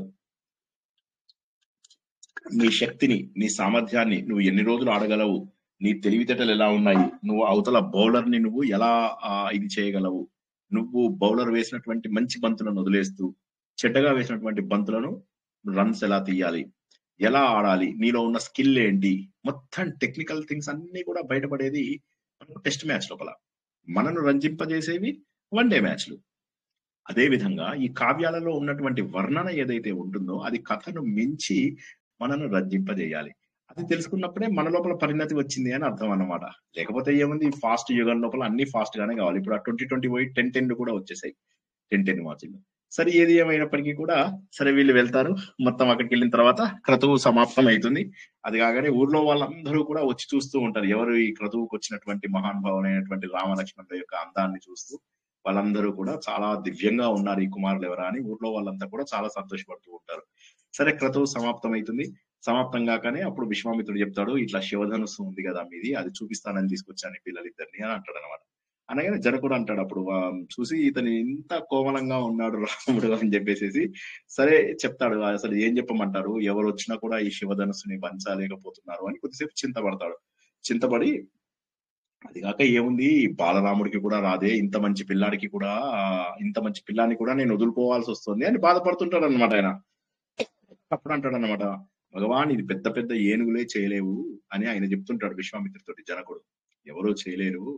సో అటువంటి ప్రయత్నాలు అంత దాన్ని పిల్లాడితోని చేస్తారా చెప్పండి, ఎంతో మంది సిగ్గుపడిపోయి వెనకకి వెళ్ళిపోయారు దాన్ని ఏమి చేయలేక అని చెప్పేసి చెప్తారు అనమాట. అప్పుడు జనకుడితో విశ్వామిత్రుడు అంటాడు, ఎందుకయ్యా మాటలు ఎందుకు, రాముడు బలమేంటో నువ్వే గ్రహిస్తావు. పర్వతం పైన వజ్రాయుధం ఎలా అయితే కొట్టి వాటి రెక్కలన్నింటినీ పడగొట్టిందో రాముడు కూడా తన శక్తిని నీకు చూపిస్తాడు అని చెప్పేసి చెప్తాడు అనమాట. సరే, జనకుడికి విశ్వామిత్రుడు మాటలు సత్యం కావాలి అనేటటువంటి భావన లోపల ఉంటుంది. అప్పుడు వెంటనే ఆ శివధనుస్సును తీసుకురండి అంటాడు. అందరూ అతి కష్టం మీద అక్కడికి సభాస్థలికి తీసుకొస్తారు అనమాట. తీసుకురాగానే ఇంకా ఏముందిగా, అదేంటి, సూర్యుడు శంకరుడు పూర్వకాలం లోపల ఆయన ఒక యజ్ఞ మృగాన్ని కొట్టడానికి సంధించినటువంటి బాణం అన్నమాట అది. సో ఇక అటువంటి దాన్ని రాముడి చేతిలో తీసుకుంటాడు. తీసుకోగానే అందరూ షాక్ అయిపోతారు. ఆయన రాముడు దాన్ని తీసుకుని ఇట్లా లేపగానే ఏంటంటే ఏదో మామూలుగా ఒక పూల బాణాన్ని ఇలా లేపాడా అన్న టైప్ లోపల లేపుతాడు అనమాట. ఒక్కసారిగా షాక్ అయిపోతారు అందరూ. అప్పుడు దాన్ని తీసి ఇలా మంచిగా కడతాడు అనమాట. కట్టించి ఒక్కసారిగా ఇలా దాన్ని సంధిస్తాడు అనమాట. అది లాగగానే ఎంత శబ్దం వస్తుందంటే దెబ్బగా అది విరిగిపోతుంది అనమాట. పెద్ద శబ్దం చేసి విరిగిపోతుంది. దాన్ని లేపడమే కష్టము. దాన్ని మళ్ళీ ఒక సైడ్ కడతాం కదా మనం తాడు, ఆ తాడు కట్టడమే కష్టము. మళ్ళీ దాన్ని లాగడం, ఇంకా ఇవన్నీ చేసేసరికి అది కాస్త ఇదైపోయింది. అది చూడగానే ఒక్కసారిగా ఆశ్చర్యపోతారన్నమాట. మళ్ళీ క్షత్రియ కులం మళ్ళీ విజృంభిస్తోందా అన్న విషయం పరశురాముడికి ఏమన్నా తెలిసిపోతుందేమో అన్నంత పెద్ద శబ్దం వచ్చింది. అప్పటికే పరశురాముడు ఆల్రెడీ తను ఉన్నటువంటి క్షత్రియులందరినీ కూడా 21 సార్లు భూమి పైన దండయాత్ర చేసి దుర్మార్గులైనటువంటి క్షత్రియులందరినీ సంహరించడం జరుగుతుంది.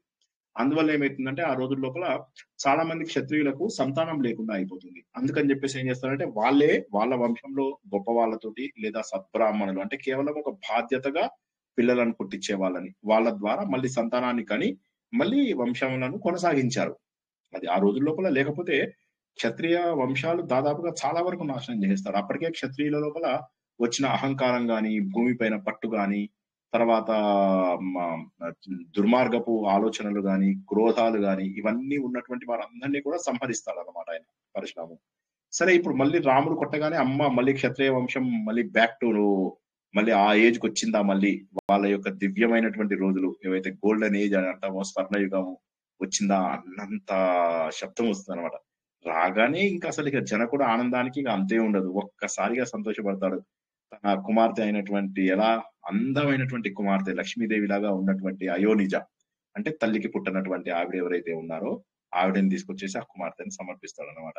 ఏ విధంగా ఉంది, ఏ విధంగా ఉందిట అంటే అగ్నిదేవుడి సమక్షం లోపల ఆ సమర్పిస్తున్నాడా రాముడికి అన్నట్టుగా ఉందన్నమాట. విశ్వామిత్రుడు అంటే అగ్నిదేవుడు లాగా విశ్వామిత్రుడు ఆయన సమక్షం లోపల రాముడికి ప్రదానం చేస్తారు. ఇంకా తన కుమార్తెను మరి ఆయన కోడలుగా స్వీకరించాలి కదా. అప్పుడు వెంటనే వీళ్ళ నాన్నగారికి కబురు పెడతారు. పెట్టగానే అప్పుడు వీళ్ళ నాన్నగారు వస్తారు. సరే తనకు కూడా ఒక కుమారుడు ఉంటాడు కుశధ్వజుడు అని, ఆయనను కూడా పిలుస్తాడు. ఆయనకి 2 పిల్లలు ఉంటారు. సరే సరే ఇది మంచిదే బాగుందని చెప్పేసి వస్తాడు. 4 పిల్లల్ని తీసుకురమ్మంటే 4 పిల్లలు వస్తారు. 4 పిల్లల్ని రాగానే 4కి కూడా అందరూ వచ్చేస్తారు. ఆ ఊరికి రాగానే దశరథుడు సైన్యం మొత్తం వచ్చేస్తారు అనమాట. ఎలా వచ్చారు అంటే వాళ్ళ ఊర్లో ఇంకా విడిది ఉంటుందా లేదా అన్నంత ఇదిగా వచ్చేసారనమాట. ఆ ఊరు లోపల చూసి అందరూ కూడా ఈ గొప్ప సమాగమం, 2 వంశాల యొక్క సమాగమం చాలా అద్భుతంగా జరుగుతుంది అని అందరూ ఆనందంలో ఉన్నటువంటి సమయం అన్నమాట. సరే రాముడేమో సీతని, లక్ష్మణుడేమో ఈ సీత యొక్క చెల్లెలైనటువంటి ఊర్మిళాదేవిని పెళ్లి చేసుకోవడము, భరత శత్రుఘ్నులేమో ఈయన యొక్క సోదరుడు, జనకుడి యొక్క సోదరుడు కుశధ్వజుడు అని ఉంటాడు. ఆయన యొక్క 2 కుమార్తెలు ఉంటారు, మాండవి శృతకీర్తి అని. వారిద్దరిని కూడా పరిణయం చేసుకున్నారు అనమాట. ఈ విధంగా 4 పెళ్లి చేసుకున్నాక ఇంకా ఏముంది, ఇక చాలా ఆనందంతో ఇక దశరథుడు ఇక చాలా సంతోషపడతారు. చాలా రోజుల పాటు అక్కడ ఉంటారు. అందరూ కూడా కుశలంగా ఉండి కొన్ని రోజుల పాటు సంతోషంగా ఉండి ఇప్పుడు మళ్ళీ వీరందరితోని బయలుదేరి మళ్ళీ వెనక్కి వెళ్తాడు అనమాట. జనకుడు కూడా ఒక 3 days 3 మజిలీలు అంటారు కదా, ఆ 3 మజిలీ అంటే ఆ నైట్ హాల్ట్, ఆ 3 మజిలీల వరకు జనకుడు కూడా పిల్లల్ని వదలలేక జనకుడు కుశధ్వజుడు అలా వచ్చేసి చివరికి వాళ్ళు వెళ్తారు. అక్కడి నుంచి అలా నడుచుకుంటూ వెళ్తూ ఉంటారు అనమాట. సరే దాని లోపల వచ్చినటువంటి ఎదురుగాళ్ళు ఇవన్నీ కూడా కాస్త వీళ్ళకి ఇరిటేషన్ అనిపిస్తాయి. అయినప్పటికీ కూడా ఇక అంటే వీళ్ళు సైన్యాన్ని ముందుకు తీసుకుంటూ చక్కగా ముందుకు వెళ్తూ ఉంటారు. ఇంతలోనే ఏమవుతుందంటే సడన్ గా వారికి ఒక అనుమానం వస్తుంది, ఏదో పెద్ద శబ్దం వస్తున్నట్టుగా, ఎందుకు ఇంత పెద్ద గాలి వస్తుంది, పరశురాముడు ఏమన్నా వస్తున్నాడా అన్నట్టుగా అనిపిస్తూ ఉంటుంది అనమాట. ఎందుకు ఇలాంటి అనర్థాలన్నీ వస్తున్నాయి అని చెప్పేసి వీళ్ళు వశిష్ఠ మహర్షిని అడుగుతారు అనమాట. అప్పుడు వాళ్ళు అనుకుంటూనే ఉంటారు. అప్పుడు వాళ్ళ ముందు ఒక పెద్ద తేజో సంపద, ఒక పెద్ద తేజో రాశి వస్తుంది అనమాట. సైనికులందరూ ఇట్లా కళ్ళు నులుపుకుంటూ వీళ్ళందరూ కూడా కళ్ళు ముందు ఒక్కసారిగా బయలు గమ్మస్తాయి. వెలుతురులో మనకేమీ కనిపించదు ముందు. అప్పుడు తేరిపార చూస్తే అప్పుడు వాళ్ళకి అర్థమవుతుంది ఏంటంటే అదొక పెద్ద పురుషాకారం అని చెప్పేసి తెలుస్తుంది. మంచిగా ఆయన తండ్రి సైడ్ ఉన్నటువంటి జందెం అంటాం కదా, ఆ జందెము, తర్వాత తల్లి సైడ్ నుంచి వచ్చినటువంటి విల్లు ఉండేసి ఏదో చంద్రునితోని సూర్యుడు వచ్చాడా అన్నట్టుగా. సో అద్భుతమైనటువంటి అందంతో రోషము బాగా ఉంది. ఎలాంటి రోషము అంటే తల్లిని కూడా సంహరించినటువంటి ఆవేశము అతని లోపల కనిపిస్తుంది. ప్రపంచం అంతా కూడా జయించినటువంటి శౌర్యము అతని లోపల కనిపిస్తుంది. 21 రుద్రాక్ష మాలలు, జపమాలలు ఇవన్నీ కూడా ధరించినటువంటి వాడిలాగా కనిపిస్తున్నది. వారి తండ్రిని చంపినటువంటి బాధతోటి ఎంతో మందిని చంపినటువంటి భార్గవరాముని దశరథుడు చూస్తాడు. తన పిల్లలను చూసి బాధపడిపోతాడు. తనున్నటువంటి హెల్ప్లెస్ సిచ్యువేషన్ కి చూసి బాధపడతాడు. ఆయన పట్టుకుని ఎంతో ఇష్టపడుతూ ఆయనని పూర్తిగా వేడుకుంటూ ఉంటాడు. నా పిల్లవాడు, చిన్నవాళ్ళు వీళ్ళందరూ కూడా అని చెప్పేసి అర్ఘ్యం ఇస్తామని చెప్పేసి ఆయనకు అర్ఘ్యం అంటుంటే ఆయన వైపు చూస్తూ ఉండడు తను. ఎంతసేపు కూడా ఈ భార్గవ రాముడు అని చెప్పేసి ఎవరైతే పరశురాముడు ఉన్నారో ఆయన ఇలా చూస్తూ ఉంటాడు, రాముడి వైపే ఇలా క్రోధంగా చూస్తుంటాడు, ఇలా కళ్ళు కూడా ఇలా పెట్టి చూస్తుంటాడు అనమాట. చూసేసి రాముడితో అంటాడు, చూడవయ్యా, తీరని అపకారం చేశారు క్షత్రియుడు నాకు, అందువల్ల నేను వారందరినీ కూడా ఎన్నో పర్యాయాలు హతమార్చి సంహరించాను. ఏదో పడుకున్నాను, ఇప్పుడు నిద్రించే సర్పంలాగా ఉన్నాను. నన్ను కర్ర దెబ్బకు కొట్టినట్టుగా ఒక్కసారిగా విని లేవాల్సి వచ్చింది నీ పరాక్రమాన్ని చూసి. జనకుడి ధనువు ఏదైతే ఉందో అది శివుడి ధనువు, అందులోపల తేజస్సేమీ లేదు. అటువంటి ధనువును నువ్వు ఇంతకు ముందు ఎవరు ఏమీ చేయలేకపోయారని చెప్పి విన్నాను. వారందరూ చాలా యావరేజ్ పీపుల్, అందుకోసమే వాళ్ళది ఏది చేయలేకపోయారు. సరైనటువంటి సామర్థ్యము లేనటువంటి వ్యక్తులు వారందరూ. అందుకే వారిని నేను కూడా వదిలేశాను. వారందరూ పాపం ప్రయత్నం చేసి ఉంటారు, దొరకలేదు. నువ్వు వచ్చినట్టున్నావు కదా, ఇప్పుడు నువ్వు రావడం వల్ల రాముడు అంటే ఇప్పుడు నిన్ను రాముడు అంటున్నారు. అసలు రాముడు అనే పేరు నాది. ఈ రామ శబ్దాన్ని వేరే వాళ్ళకి ఇవ్వడము నాకు అంతగా నచ్చలేదు. సో కాబట్టి నేను కార్తవీర్యార్జునుడు ఒక్కడే నాకు సమానమైనటువంటి పరాక్రమం చూపించినటువంటి వాడు. సరే అయినప్పటికీ కూడా నీ పరాక్రమం ఎంతో నాకు చూడాలని ఉంది. అని చెప్పేసి అంటాడు. అలా ఉండని నా దగ్గర ఉన్నటువంటి ధనుస్సును పట్టుకో చూద్దాం. ఈ ధనుస్సు మామూలు శివ ధనుస్సు లాగా కాదు. చాలా బలమైనటువంటి ధనస్సు. దీన్ని కూడా నువ్వు మంచిగా ఇలా పెట్టినట్లయితే దీన్ని గనక సేమ్ శివ ధనుస్సును పట్టుకున్నట్టుగానే పట్టుకోగలిగితే నువ్వు నాతోని సమానమైనటువంటి బలవంతుడు అని ఒప్పుకొని, అంతేకాకుండా నేను నీతో ఓడిపోయానని కూడా చెప్తాను అని చెప్పేసి చెప్తాడు. చెప్తున్నా అనగానే రాముడు నవ్వుతాడు అనమాట. నవ్వి అందుకుంటాడు. అందుకుని ఒక్కసారి చూస్తాడు. చూడగానే అది తనదే కదా, నారాయణాస్త్రం అంటే ఎవరిది? రాముడిదే. నవ్వుతో తీసుకుంటాడు అనమాట అస్త్రాన్ని. తన అస్త్రాన్ని తను మరోసారి ఏ విధంగానైతే అర్జునుడు గాంధీవాన్ని ఉత్తర కుమారుడు పైనుంచి దింపినప్పుడు దాన్ని చూసుకుని మురిసిపోయాడో, ఆ విధంగా రాముడు ఈ ఆయుధాన్ని దీన్ని తీసుకుని నారాయణ అవతారంలో వచ్చినటువంటి ఆనందాన్ని తీసుకుని ఆ ధనుస్సుని తీసుకుని మరింత రమణీయంగా, మరింత అందంగా కనిపించి ఉన్నట్ట. మనము మామూలుగా ఆకాశం ఏ విధంగా అయితే ఉంటుందో, అందులో ఒక చిన్న కొత్త మబ్బు వచ్చినప్పుడు ఎంత సుందరంగా అనిపిస్తుంది. ఆకాశం అంతా నిర్మలంగా ఉంది, ఒక చిన్న మబ్బు కనిపిస్తే ఎలా సుందరంగా ఉంటుంది. అదే విధంగా ఇంద్రధనుస్సుతో కూడినటువంటి ఈ ధనస్సు యొక్క అందాన్ని ఇంకా మరో రకంగా మేము చెప్పాలా అని రాముడు అనుకున్నట్టుగానే ఇద్దరు ఎదురెదురుగా ఉంటారు. ఆయన ఇలా చూస్తుంటాడు, ఈయన ఇలా చూస్తుంటాడు. రాముడు మెల్లమెల్లగా కడతాడు. కట్టేసేసి అప్పుడు తను సంధించినటువంటి శరాన్ని కూడా చూపిస్తాడు. అప్పుడు ఆయనకు ఓడిపోయానని చెప్పి తెలుస్తుంది. అప్పుడు అంటాడు అనమాట, నువ్వు బ్రాహ్మణుడుగా పుట్టినందుకు అని చెప్పేసి నిన్ను కొట్టలేకపోతున్నాను. ఇప్పుడు నువ్వు చెప్పు, నువ్వు ముక్తి మార్గంలో వెళ్ళేటటువంటి దాన్ని నాశనం చేయమంటావా, లేదా నువ్వు యజ్ఞయాగాలు ఇవన్నీ చేయడం ద్వారా స్వర్గాన్ని కూడా సంపాదించావు, ఆ స్వర్గాన్ని సంహరించమంటావా అని. అప్పుడు ఒక్కసారిగా పరశురాముడి లోపల ఆ కోపం తగ్గిపోతుంది. ఓ పరమ పురుష, నువ్వు పురాణ పురుషుడు అని నాకు తెలియక కాదు, నీ వైష్ణవ తేజస్సును చూడాలనే కోరికతోటే నేను ఇలా ఉన్నాను. సో నేను ఇక్కడ ఉన్నటువంటి నిన్ను చూస్తే నాకు చాలా సంతోషంగా ఉంది. సరే, స్వర్గ మార్గాన్ని నువ్వు నాకు ఇది చెయ్యి. నాకు ఏదైతే పుణ్య తీర్థానికి అవసరమైనటువంటి లోకాలకు వెళ్ళేటటువంటిది ఏదైతే ఉందో దాని మీద మాత్రం ఏమి చెయ్యకు అని చెప్పేసి తన శరాన్ని స్వర్గం వెళ్ళే దారి ఏదైతే ఉందో భార్గవుడికి, ఆ దారి నుంచి ఆయన వెళ్లకుండా చేస్తాడనమాట. చేయగానే అప్పుడు స్వర్గం రాదు, ఈయనకి మోక్షం వస్తుందని లెక్క. చేయగానే అప్పుడు ఈయనకు ఇక్కడ ఈయన ఇంటే మనకు రామాయణంలో లేని విషయం ఇది. ఈయన ఏం చేస్తాడంటే వంగి పాదాభివందనం చేస్తాడు రాముడికి. నన్ను క్షమించండి అని చెప్పి పాదాభివందనం చేస్తాడు. సో గొప్ప వాళ్ళకు పాదాభివందనం చేయడం అనేటటువంటిది మంచిదే కదా, కీర్తికరమే కదా అని చెప్పేసి చెప్తాడు అనమాట. సో చెప్పి అంటాడు ఆయన పరశురాముడు, నాకు తల్లి దగ్గర నుంచి వచ్చినటువంటి రాజస ప్రకృతి ఏదైతే ఉందో అది పోయింది. నా తండ్రి నుంచి నాకు శమము వచ్చింది. అంటే చక్కటి మనస్సు పైన నిగ్రహము. ఆ నిగ్రహాన్ని మళ్ళీ నా లోపల ప్రతిష్ఠింపజేశావు. నాకు చాలా సంతోషంగా ఉంది. నువ్వు చూపినటువంటి నిగ్రహం ఏదైతే చూశానో ఇప్పటి వరకు అది మామూలు నిగ్రహం కాదు, అద్భుతమైనటువంటిది. ఇక నేను వెళ్ళి వస్తాను. దేవ కార్యం కోసం నువ్వు ఇక్కడికి వచ్చావు, నీకు విఘ్నములు ఇక రాకుండా ఉండుగాక అని చెప్పేసి చెప్తాడు. చెప్పగానే పరశురాముడు వెళ్ళిపోగానే ఇక దశరథుడు ఆనందానికి అసలు అంతే ఉండదు. కుమారుడిని ఎంత ఆనందంగా కౌగిలించుకుంటాడో, ఇక అసలు నా కుమారుడికి ఇది సెకండ్ లైఫ్ అని చెప్పేసి సంతోషంగా ఉంటాడు. ఎట్లా ఉంటుందంటే ఒక పెద్ద చెట్టు, దీన్ని మళ్ళీ వర్ణన చూడండి. ఒక పెద్ద చెట్టు ఉంది, ఆ చెట్టు కాస్త ఏమైంది, అగ్నిలో ఇదన్నమాట. అంటే అగ్ని కీలల లోపల చుట్టుముట్టింది. అదే సమయం లోపల వర్షం పడింది.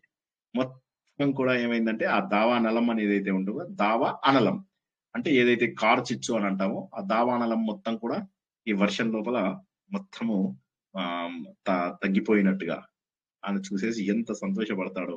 ఇక ఏం చేయడో తెలియక అలా నడుచుకుంటూ మెల్లమెల్లగా అయోధ్య నగరానికి వెళ్తాడనమాట. ఇక ఊర్లో వాళ్ళందరూ కూడా విజయాన్ని సాధించి, తర్వాత గొప్ప పేరు తెచ్చుకుని, తండ్రికి పేరు తెచ్చి, రాజ్యానికి పేరు తెచ్చి, తర్వాత అందమైనటువంటి అమ్మాయిలను, మంచి గొప్ప వంశానికి చెందినటువంటి ఇద్దరు వంశాలు ఏవైతే ఉన్నాయో, సూర్య వంశము, జనక వంశము, ఈ రెండు వంశాలను కూడా పవిత్రులను చేసేటటువంటి వాళ్ళందరూ వాళ్ళ ఊర్లోకి రావడం చూసి అందరూ కూడా చాలా సంతోషంకి వస్తారు. ఈ సమయం లోపల దశరథుడు కూడా వార్ధక్యం తనకు మెల్లమెల్లగా పడుతోంది.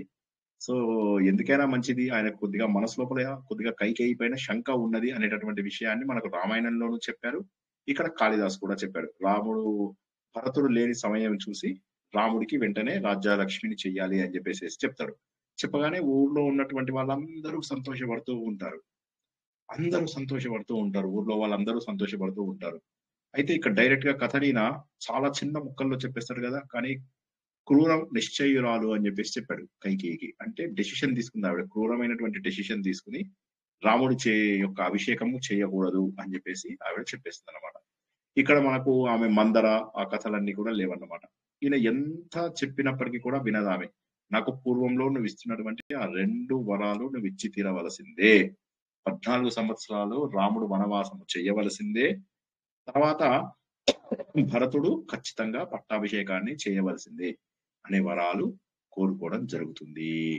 ఇక రాముడు మొదట్లో తన రాజ్యలక్ష్మి వచ్చింది అని చెప్పి సంతోషపడ్డప్పటికీ రాముడు తండ్రి ద్వారా నేను ఎందుకు తీసుకోవాలి అని సరే మరి అనుకుంటాడు. తండ్రి అయ్యో ఇప్పుడు మొత్తం భారం నా మీద పెట్టాడా అనుకున్నటువంటి రాముడు అప్పటి వరకు చక్కగా అంతఃపురంలో భార్యలతో భార్య ప్లస్ మిగతా తమ్ముళ్లతో వీళ్ళందరితో కూడా సంతోషంగా ఉన్నటువంటి రాముడు ఇప్పుడు ఏమిటంటే ఒకే ఒక్క రోజు లోపల జీవితము మారిపోయింది. ఒకే ఒక రాత్రి లోపల జీవితం మారిపోయింది. అడవికి పోవాల్సి వచ్చింది కానీ తండ్రి వాక్యాన్ని నిలబెడుతున్నాను అనేటటువంటి ఆనందం ఆయన లోపల కలిగి వచ్చింది. ఎప్పుడూ పట్టు పీతాంబరాలు మాత్రమే ధరించేటటువంటి ఆయన నారచీరలు కట్టుకునే సమయం లోపల కూడా ఆయన ముఖం లోపల ఎటువంటి మార్పు లేదు. ఊర్లో వాళ్ళందరూ కూడా చూసి ఆయన యొక్క పరిణతికి అందరూ కూడా సంతోషించారు.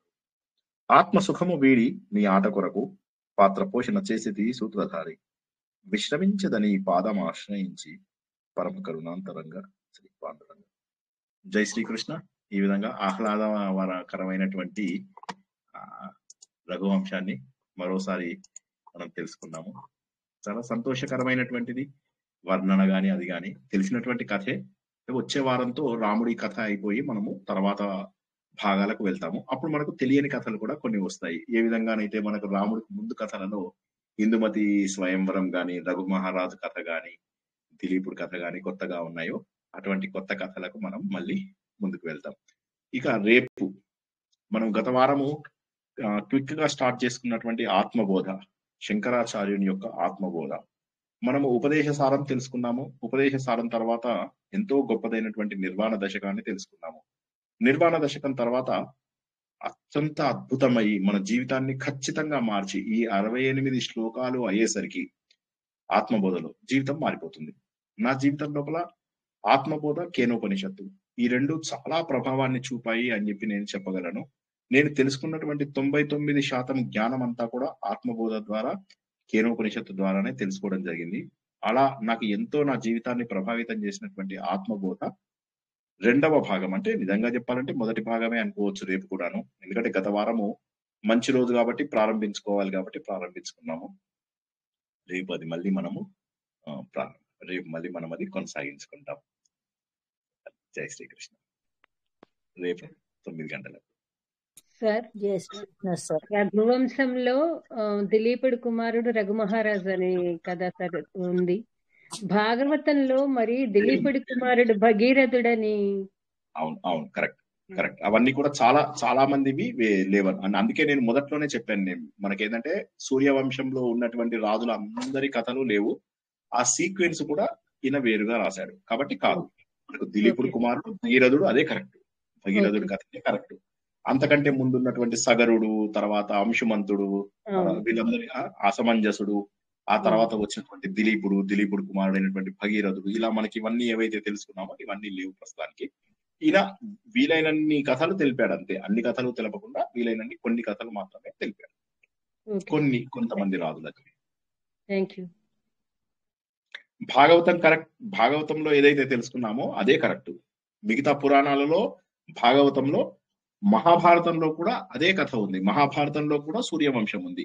ఆ సూర్యవంశం కథల్లో మనం సగరుడు కథని అరణ్య పర్వంలో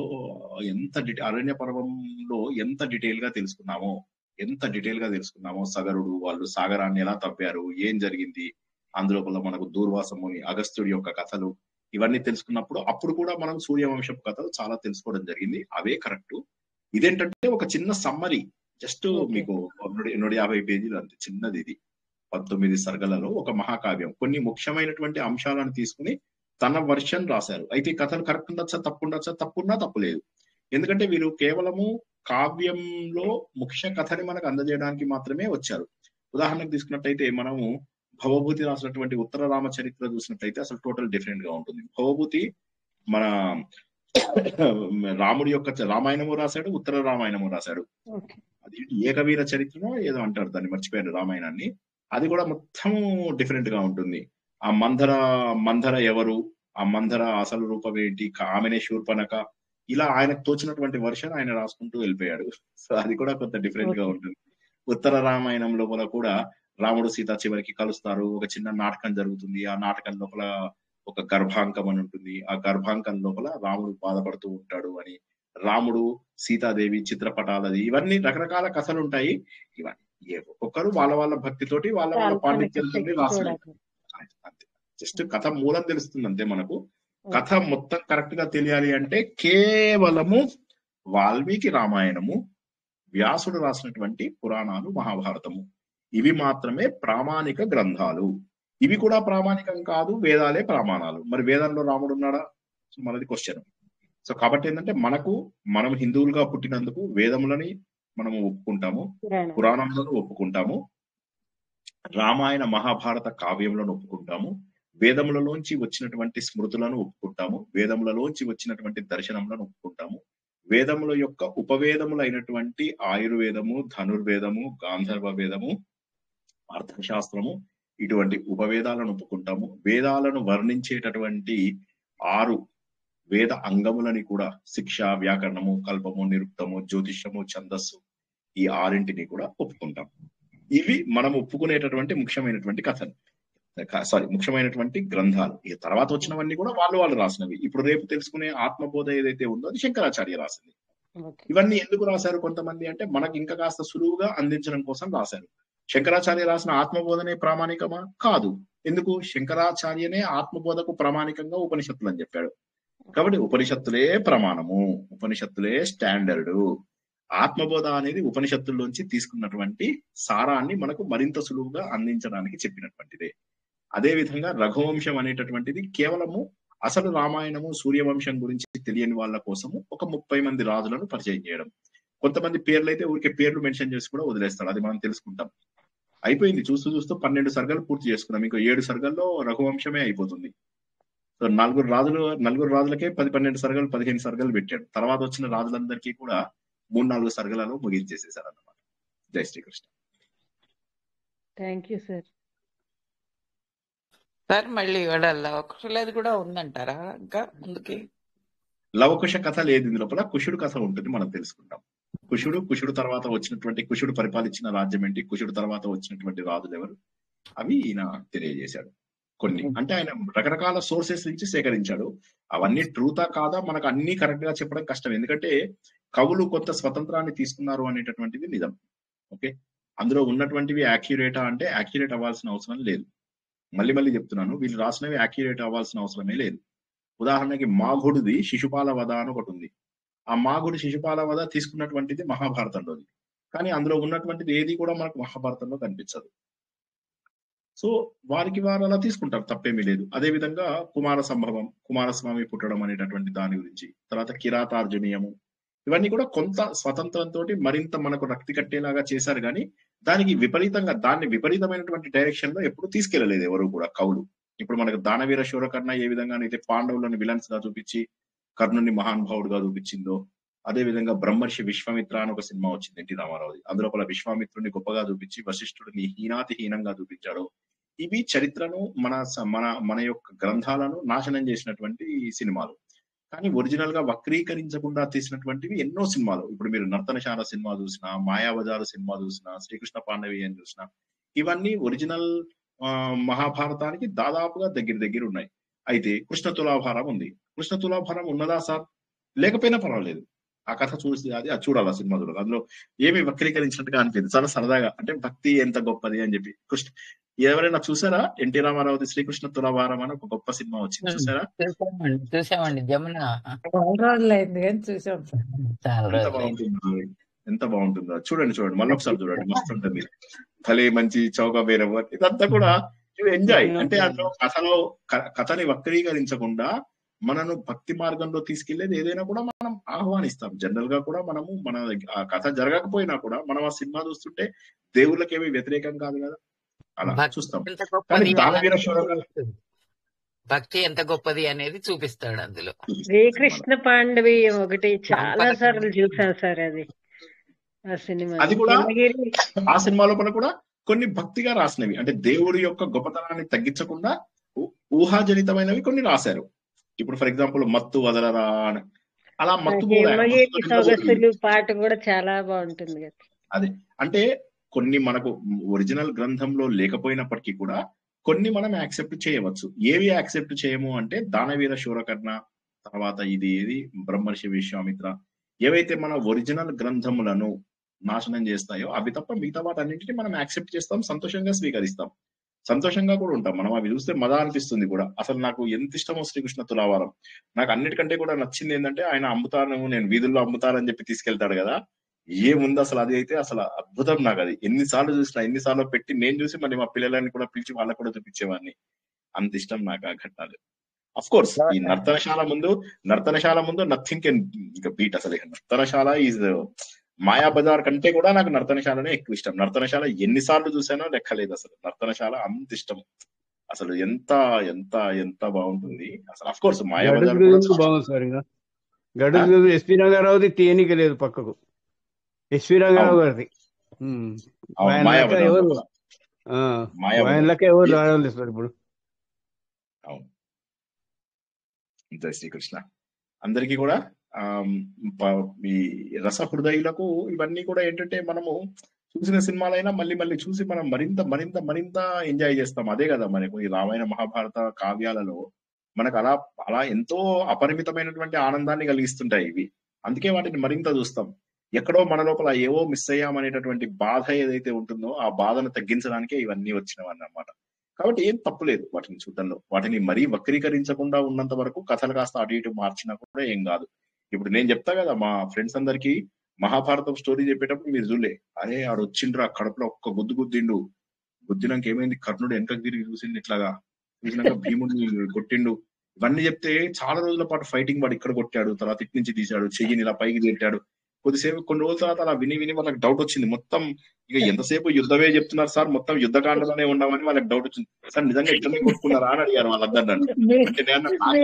అంటే చెప్పారు కదా సార్, వాళ్ళు కొట్టుకుంటాడు మీరు చూసినట్టే చెప్పిండ్రా అన్న. వాళ్ళు అదే అన్నారు, సార్ మీరు నిజం చెప్పండి. వాళ్ళందరూ అడిగేవాళ్ళు నన్ను, సార్ నిజం చెప్పండి సార్ ఇట్లనే కొట్టుకున్నారా అంటే, నాకేం తెలుసు ఎవరు ఎట్లా కొట్టుకున్నారు, నాకేం తెలుసు, మీరు వింటున్నారు కదా అని చెప్పిన అంతే. యాక్షన్ చేస్తూ చెప్తే నిజమే అనుకుంటారు కదండి. నిజమే. మళ్ళీ నేను చెప్తాను, కడుపులో గుద్దినాక వాడు ఊరుకోకుండా మెడ మీద కొట్టాడు, మళ్ళీ ఇక్కడ గౌడ కింద ఇట్లా కొడితే వాటి నిజమా, అది ఎక్కడుంది, భారతంలో ఎక్కడున్నాయి అవన్నీ. మీరు చెప్పేది ఎంత కళ్ళకు కట్టినట్టు ఉంటుంది సార్. సినిమా శ్రీకృష్ణుడు చెప్పినది కూడా బాగుంది. అంత ఊహాగానం అంతా ఊహించుకోవడం బాగుంటుంది సార్ మీరు చెప్పడం. అదే అదే నాకు కొద్దిగా ఎంతైనా కొద్దిగా కొంటెగా ఉండడం కొద్దిగా ఇష్టమే. వర్ణన కూడా ముఖ్యమే కదా సార్, వర్ణించి చెప్పడం కూడా అది చాలా ముఖ్యం. నేను మామూలుగా కర్ణుడు భీముడు కొట్టుకున్నాడు అంటే ఏం బాగుంటది కదా, కర్ణుడు భీముడు కొట్టుకున్నాడంటే అవునా అంటారు. అట్లా కాకుండా నేను భీముడు బాగా కొట్టాడు, కర్ణుడు ఎక్కువ తన్నులు తిన్నాడు అంటే నాకు అది సంతోషం. అట్లా చెప్పడానికి కొద్దిగా ఎక్కువ ఇష్టపడతారు. ఇష్టపడితే అవతల వాళ్ళు కూడా ఇష్టపడేవాళ్ళు. యాక్చువల్ గా వర్ణన అవతల వాళ్ళు కూడా ఇష్టపడేవాళ్ళు. వాళ్ళు ఇష్టపడుతున్న కొద్దీ నేను కథని పెంచుకుంటూ పోయేవాడిని. అది ఎట్లా అంటే వాళ్ళకి డౌట్ వచ్చింది, మన జీవితం అంతా యుద్ధమే వింటావా అన్న స్టేజ్. ఇప్పుడు మాకు కూడా అంతే సార్. ఇప్పుడు వర్ణన మీరు చెప్తా ఉంటే అట్లా లీనమై వింటాము. అట్లా ఇది మాత్రం కవిదే, ఇది మాత్రం కవులు వర్ణించిందే చెప్తున్నాను. మీకు చెప్పేవన్నీ కూడా ఎక్కువగా కవులు వర్ణించేవే చెప్తాను. మధ్య మధ్యలో నావి చెప్తా గానీ అంటే వీళ్ళ ఇందులో నేను ఇప్పుడు చెప్పేవన్నీ కూడా కాళిదాసు రాసినటువంటి వర్ణనలే చెబుతున్నాను. ఎందుకంటే కాళిదాసు వర్ణనలు ప్రత్యేకంగా ఉన్నాయి అని చెప్పి. ఇందాక చూడండి అగ్నిదేవుడు సమక్షంలో అని చెప్పి మళ్ళీ అక్కడ ఈయన విశ్వామిత్రుని చెప్తాడు. అట్లా అంటే అది ఆ పోలిక చాలా బాగుంటుంది. ధర్మము అర్థము కామము ఒకేసారి నడుచుకుంటూ వచ్చాయా అన్నట్టుగా విశ్వామిత్రుడేమో ధర్మము, వీడేమో అర్ధకామాలు. చిన్నపిల్లలు కదా అర్ధకామాలలో ఉన్నవారు, వారు ఎంట నడుచుకుంటారు. అంటే ఇలాంటి పోలికలు ఏవైతే ఉంటాయో ఇలాంటివి మనం గుర్తుంచుకుంటే ఎంత మజా అనిపిస్తుంది చెప్పండి.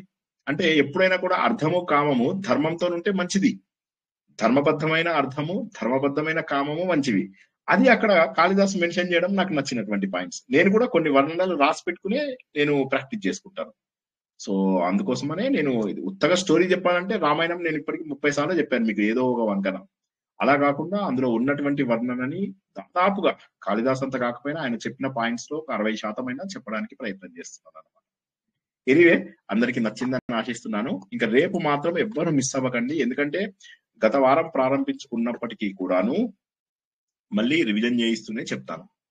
అండ్ వీలైన వారు గత వారం ఒక్కసారి చూడండి, ఎందుకంటే అందులోపల నేను ఒక వ్యక్తికి ఆత్మబోధ ఎలాంటి వ్యక్తులకు అవసరము అనేటటువంటి దాని గురించి, అధికారి, ప్రయోజనము, ఇవన్నీ చెప్పాను కదా, అవి ఒకసారి వినండి ఖచ్చితంగా. మళ్ళొకసారి చెప్తున్నాను, రేపు మీరు అందరూ ఒకసారి అది వినేసి వస్తే నేను సంతోషిస్తాను. ఓకేనా? అందరూ కూడా గత వారం యొక్క వీడియో తప్పకుండా ఒకసారి చూసి రండి. ఓకేనా? చెప్పింది అరగంటనే గాని అందులోపల కొద్దిగా ఇంపార్టెంట్ విషయాలు చెప్పాను, మళ్ళీ చెప్తాను రేపు కూడాను. ఆత్మబోధ మళ్ళొకసారి చెప్తున్నాను, నాకు చాలా ఇష్టమైనటువంటిది. అందరి జీవితాలు తప్పక మారేటటువంటి అవకాశం ఉంది. అదంతా 68 శ్లోకాలు. చూద్దాం ఎంత ఫాస్ట్ గా చెప్పుకోగలుగుతాం అనేది నేను గ్యారంటీ ఇవ్వలేను. కనీసం 6 నెలల నుంచి 1 year అయితే ఖచ్చితంగా పట్టి తీరుతుంది. ఓకేనా? అందరూ కూడా ఆలోచన ద్వారా, భక్తి ద్వారా భగవంతుడిని చేరుకోవచ్చు. రసహృదయులంతా కూడా రఘువంశం అనేటటువంటి కావ్యాన్ని ఆస్వాదిస్తున్నారని ఆశిస్తూ, మరిన్ని వారాలలో రఘువంశం అయిపోతుంది, మరొక మహాకావ్యాన్ని మనం తెలుసుకుంటాం. రేపు చెప్పుకోబోయే ఆత్మబోధకు అందరూ కూడా సంసిద్ధులు అవుతారని, గత వారం వీడియో మరిన్ని సార్లు చూస్తారని ఆశిస్తూ ఈ రోజు ప్రవచనాన్ని ఇక్కడికి ముగించుకుంటున్నాము. పునర్దర్శనం రేపు రాత్రి 9 గంటలకు. అంతవరకు కూడా శుభరాత్రి, శుభం భూయాత్. జై జై శ్రీ శ్రీ కృష్ణ. జై శ్రీకృష్ణ సార్.